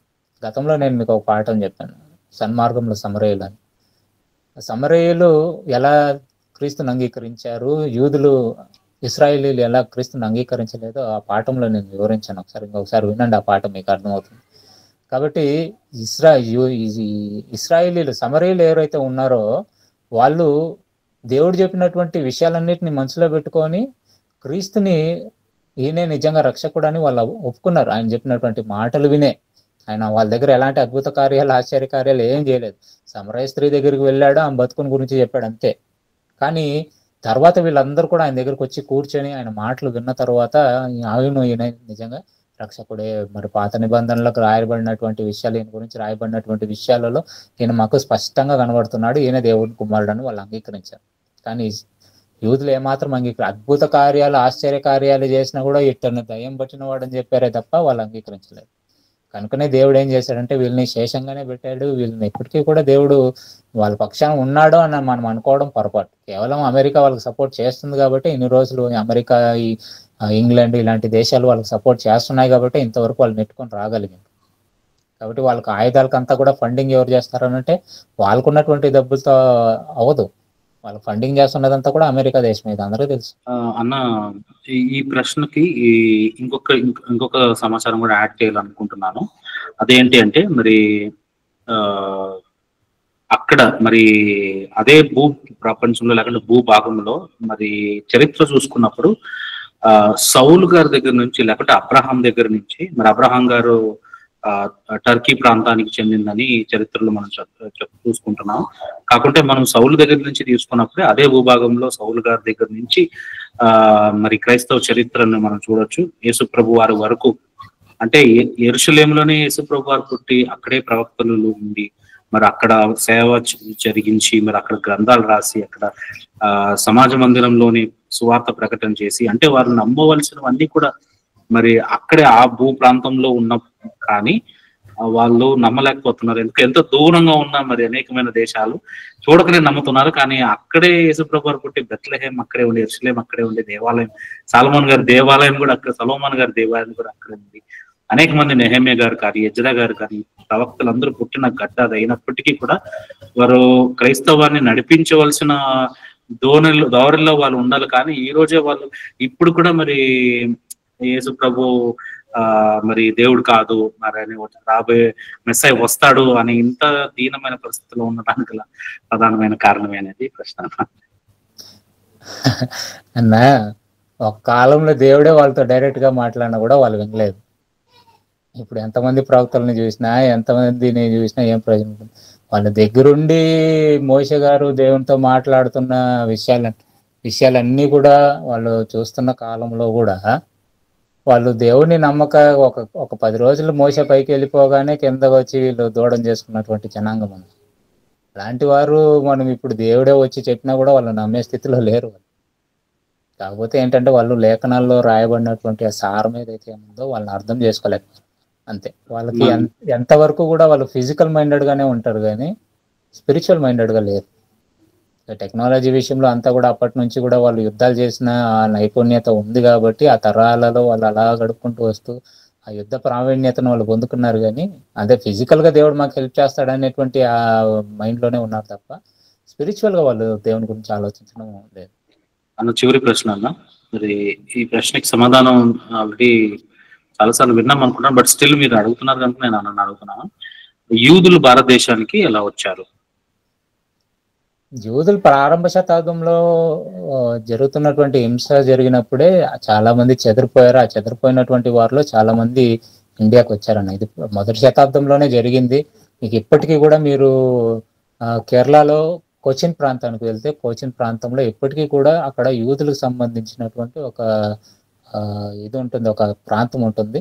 ఆ ప్రాంతంలో వాళ్ళకి ఇప్పటికీ కూడా సమాజ మందిరం ఒకటి ఉంది ఆడ. మీకు ఎప్పుడైనా ఒకవేళ టైం దొరికితే మీరు వెళ్ళండి. కొచ్చిన్లో ఇప్పటికీ కూడా యూదులు ఉన్నారు. యూదులకి ఒక ప్రాంతం సపరేట్ గా ఉంది. వాళ్ళకి అక్కడ సమాజ మందిరం కూడా ఉంది. అక్కడ వాళ్ళు ప్రార్థనలు చేస్తుంటారు. కాబట్టి యూదులు ఎప్పుడు వచ్చారు ఇండియాకి అని అంటే, యూదులు ప్రారంభ శతాబ్దంలో ఎప్పుడైతే రోమా ప్రభుత్వ కాలంలో వాళ్ళు హింసలు అనుభవించారో ఆ టైంలోనే వాళ్ళు చెదిరిపోయి ఆయా ప్రాంతాలకు పారిపోయినప్పుడు, ఆ పారిపోయినటువంటి చాలా ప్రాంతాలలో చాలా మంది వాళ్ళని చంపారు. కొంతమంది ఇండియాకు కూడా వచ్చారు. కాబట్టి పారిపోయినటువంటి వాళ్ళు జర్మన్ ప్రాంతానికి పారిపోయిన వాళ్ళు చాలా మంది ఉన్నారు. అక్కడ మరి హిట్లర్ కూడా వాళ్ళని ఓచుకోతకోయడము, వాళ్ళ ద్వారా ఎప్పటికైనా అపాయం అని వాళ్ళని ఓచుకోతకోయడము, ఇవన్నీ కూడా చరిత్ర మనకు చెప్తుంది. కాబట్టి మొదటి శతాబ్దంలోనే వచ్చారన్న చాలా మంది. ఇక్కడ మన దేశంలో బాంబే ప్రాంతంలో ఉన్నారు, కొచ్చిన్ ప్రాంతంలో ఉన్నారు, గుంటూరు ప్రాంతంలో ఉన్నారు, అలాగా కొన్ని ప్రాంతాలలో ఉన్నారు యూదులు. ఇప్పటికీ కూడా ఉన్నారు ఇండియాలో. యేసు ప్రభు యొక్క రెండవ రాకడలో అనేకమైన సూచనలు ఆయన తెలియచడం జరిగింది. మరి ఇప్పుడు ఇస్రాయల్ ఎక్కడైతే చెదిరిపోయారో ఆ చెదిరిపోయిన వాళ్ళందరూ కూడా మళ్ళీ వారి భూభాగంలో వారి దేశానికి వచ్చినప్పుడు అంతం జరుగుతుంది. అంటే అప్పుడు యేసు ప్రభు వస్తారు. ఇది కూడా ఒక సూచన అనేది నేను చెప్తాము. అది సూచన ఎక్కడ మన క్రొత్త నిబంధనలో లేదండి. యాక్చువల్లీ ఇది ఒక మిస్పర్సెప్షన్ అంతే. యూదులందరూ కూడా మళ్ళా చేరి రావాలి అనేటువంటి ఆ సూచన ఏదైతే ఉందో యేసుక్రీస్తు ప్రభుల వారి యొక్క రెండో రాకడికి సూచనగా ఎక్కడ కూడా మనకు వాక్యంలో రాయబడలేదు. మరి యోవేలు గ్రంథము, ఆ తర్వాత కొన్ని గ్రంథాలలో మనం చూసినప్పుడు ఇశ్రాయేలీలు మరలా చేరి వస్తారు అనేటువంటి మాట రాశారు. కానీ అది ఎప్పుడంటే క్రీస్తు యొక్క మొదటి రాకడ గురించి రాస్తూ అపోస్తుల కార్యంలో 2వ అధ్యాయంలో చెదిరిపోయినటువంటి చాలా మంది యూదులు రావడం, అది ప్రవచనంగా రాసినటువంటి మాటని ఈ రోజు కూడా చాలా మంది ఏమనుకుంటున్నారంటే ఇశ్రాయేలీలు క్రీస్తు రాకడికి ముందుగా ఆ ఒక దిక్కుగా వస్తారు, అప్పుడు అంత సమాప్తం జరుగుతుంది. అసలు క్రీస్తు రాకడికి ఇశ్రాయేలీలకి సంబంధమే లేదని, ఇశ్రాయేలీని దేవుడు విడిచిపెట్టేశాడు. శేషం మాత్రమే. ఎందుకనంటే యేసుక్రీస్తు వచ్చిన తర్వాత దేవుడు మనకి ఇచ్చినటువంటి ఆజ్ఞ ఏంటంటే యూదుడైనా గ్రీసు దేశస్థుడైనా ఎవరైనా, స్త్రీ అయినా పురుషుడైనా క్రీస్తును నమ్ముకుంటేనే రక్షణ. అంతే తప్పనిస్తే ఇంకా మనకి వాళ్ళు ఒకటైపోతే మరలా లేదా ఇంకొక దేవాలయాన్ని కట్టేస్తే రాకడ జరిగిపోతుంది అని అనుకోవడం అది లేదు. రాకడ ఎప్పుడు జరుగుతుందంటే ఈ సువార్త సర్వలోకానికి ప్రకటింపబడాలి. ఆ తర్వాత దేవుని యొక్క రాజ్యంలో చేర్చబడేటువంటి ఒక లెక్క ఉంది, సంఖ్య ఉంది. ఆ సంఖ్య పూర్తయితేనే అంతం జరుగుతుంది. ఆ సంఖ్య ఎప్పుడు పూర్తవుతుందో మనకు తెలియదు. మన పని ఏంటంటే సువార్తను ప్రకటించడం, అనేక మందిని దేవుని రాజ్యంలోనే చేర్చడం. ఆ దేవుని రాజ్యంలో ఉన్నటువంటి వాళ్ళు ఎంతమంది అర్హులు అవుతారో ఆ సంఖ్య పూర్తయితే అంతం వస్తుంది. కానీ దానికి ముందు దేవుడు కొన్ని సూచనలు చెప్పాడు. మత్తయి సువార్త 24వ అధ్యాయంలో అక్కడక్కడ భూకంపాలు, యుద్ధాలు, ఈ సమాచారాలను వింటారు, అప్పుడే అంతం వస్తుందని అనుకోకండి అని కూడా చెప్పాడు. మీరు యుద్ధాలు సమాచారాలు విన్నప్పుడు లేదా రాజ్యం మీద రాజ్యం లేవడం, దేశం మీద దేశం లేవడం మీరు చూసి యుద్ధాలు చేసుకుంటుంటే రాకడ వచ్చేస్తుంది అని అనుకోకండి. అది ప్రారంభం మాత్రమే అన్నాడు. కాబట్టి మనకి దేవుడు చెప్పినటువంటి సూచన ఏంటి రాకడికి అని అంటే నీతిమంతుల యొక్క సంఖ్య పూర్తవ్వాలి. అది ప్రకటన గ్రంథంలో మనకి 6వ అధ్యాయంలో రాయబడినటువంటి మాట. ఆ సంఖ్య పూర్తయితేనే అంతం వస్తుంది. అంటే మిగతా 2 సూచనలు కూడా అంటే దేవాలయం కట్టబడాలి, ఆ తర్వాత ఒక మచ్చలేని ఆవు కోసం వెతకడం, ఆ ఆవు దొరికిన తర్వాత దాన్ని దేవాలయంలోకి తీసుకువెళ్ళి దాన్ని చంపి దాని రక్తాన్ని మరి బలిగా అర్పించిన తర్వాత యేసుప్రభు రెండో అక్కడ జరుగుతుంది అనేది కూడా చెప్తున్నారు. అవన్నీ అబద్ధాలే అన్న. అసలు దేవాలయం గురించి క్రీస్తు చెప్పిన మాట ఒకటే. ఫైనల్ గా ఏం చెప్పాడంటే మత్తయి సువార్త 24వ అధ్యాయంలో రాతి మీద రాయి లేకుండా ఇది కూల్చిపడడం మీరు చూస్తారు అంతే. అక్కడికే ఫుల్ స్టాప్ పెట్టాడు. అది మరలా కట్టబడుతుందని ఎక్కడ చెప్పలేదు.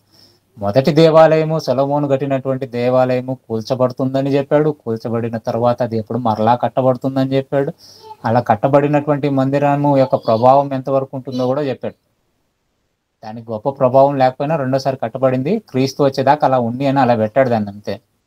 దానికి ఏం ప్రభావం లేదన్న, దానికి ఏమి దేవునికి దానికి ఏం సంబంధం లేదు యాక్చువల్గా. కాకపోతే ఏంటంటే వీళ్ళు అప్పటి వరకు కూడా ఎగ్జిస్ట్ అవ్వాలి కదా, ఇంకొక 450 సంవత్సరాలు ఇంకా ఎగ్జిస్ట్ అవ్వాలి. ఎక్కడి నుంచి వాళ్ళు బబులోను రాజ్యంలోనికి బానిసలుగా వెళ్ళిన తర్వాత మరలా యెరూషలేముకు తిరిగి వచ్చిన తర్వాత క్రీస్తు రాకడికి ఇంకా కొంతకాలం ఉంది. ఆ కాలం వరకు కూడా వాళ్ళు ఎగ్జిస్ట్ అవ్వాలి అని అంటే ఆ రెండో మందిరాన్ని కట్టుకుంటారని చెప్పాడు అంతే. ఎజ్రా కూడా ఆ మందిరాన్ని కట్టిన తర్వాత పెద్దలందరినీ పిలిపించి చెప్తాడు, పూర్వం కట్టినటువంటి మందిరం యొక్క వైభవంతో ఈ మందిరం యొక్క వైభవం సమానంగా ఉండదు, కానీ ఏదో కొంతకాలం వరకు రక్షకుడు వచ్చేంత వరకు మనం దీన్ని అలా నెట్టుకుంటూ రావాలని కూడా చెప్తారు. కాబట్టి క్రీస్తు చెప్పినటువంటి ఒకే మాట ఏంటంటే దేవాలయం విషయంలో రాతి మీద రాయి లేకుండా ఇది కూల్చబడుతుంది అంతే. ఓకే, ఫుల్ స్టాప్ పెట్టేశాడు. ఇంకా మందిరం విషయానికి క్రీస్తు రాకడ విషయానికి మనం ముడిపెట్టాల్సినటువంటి అవసరం లేదు.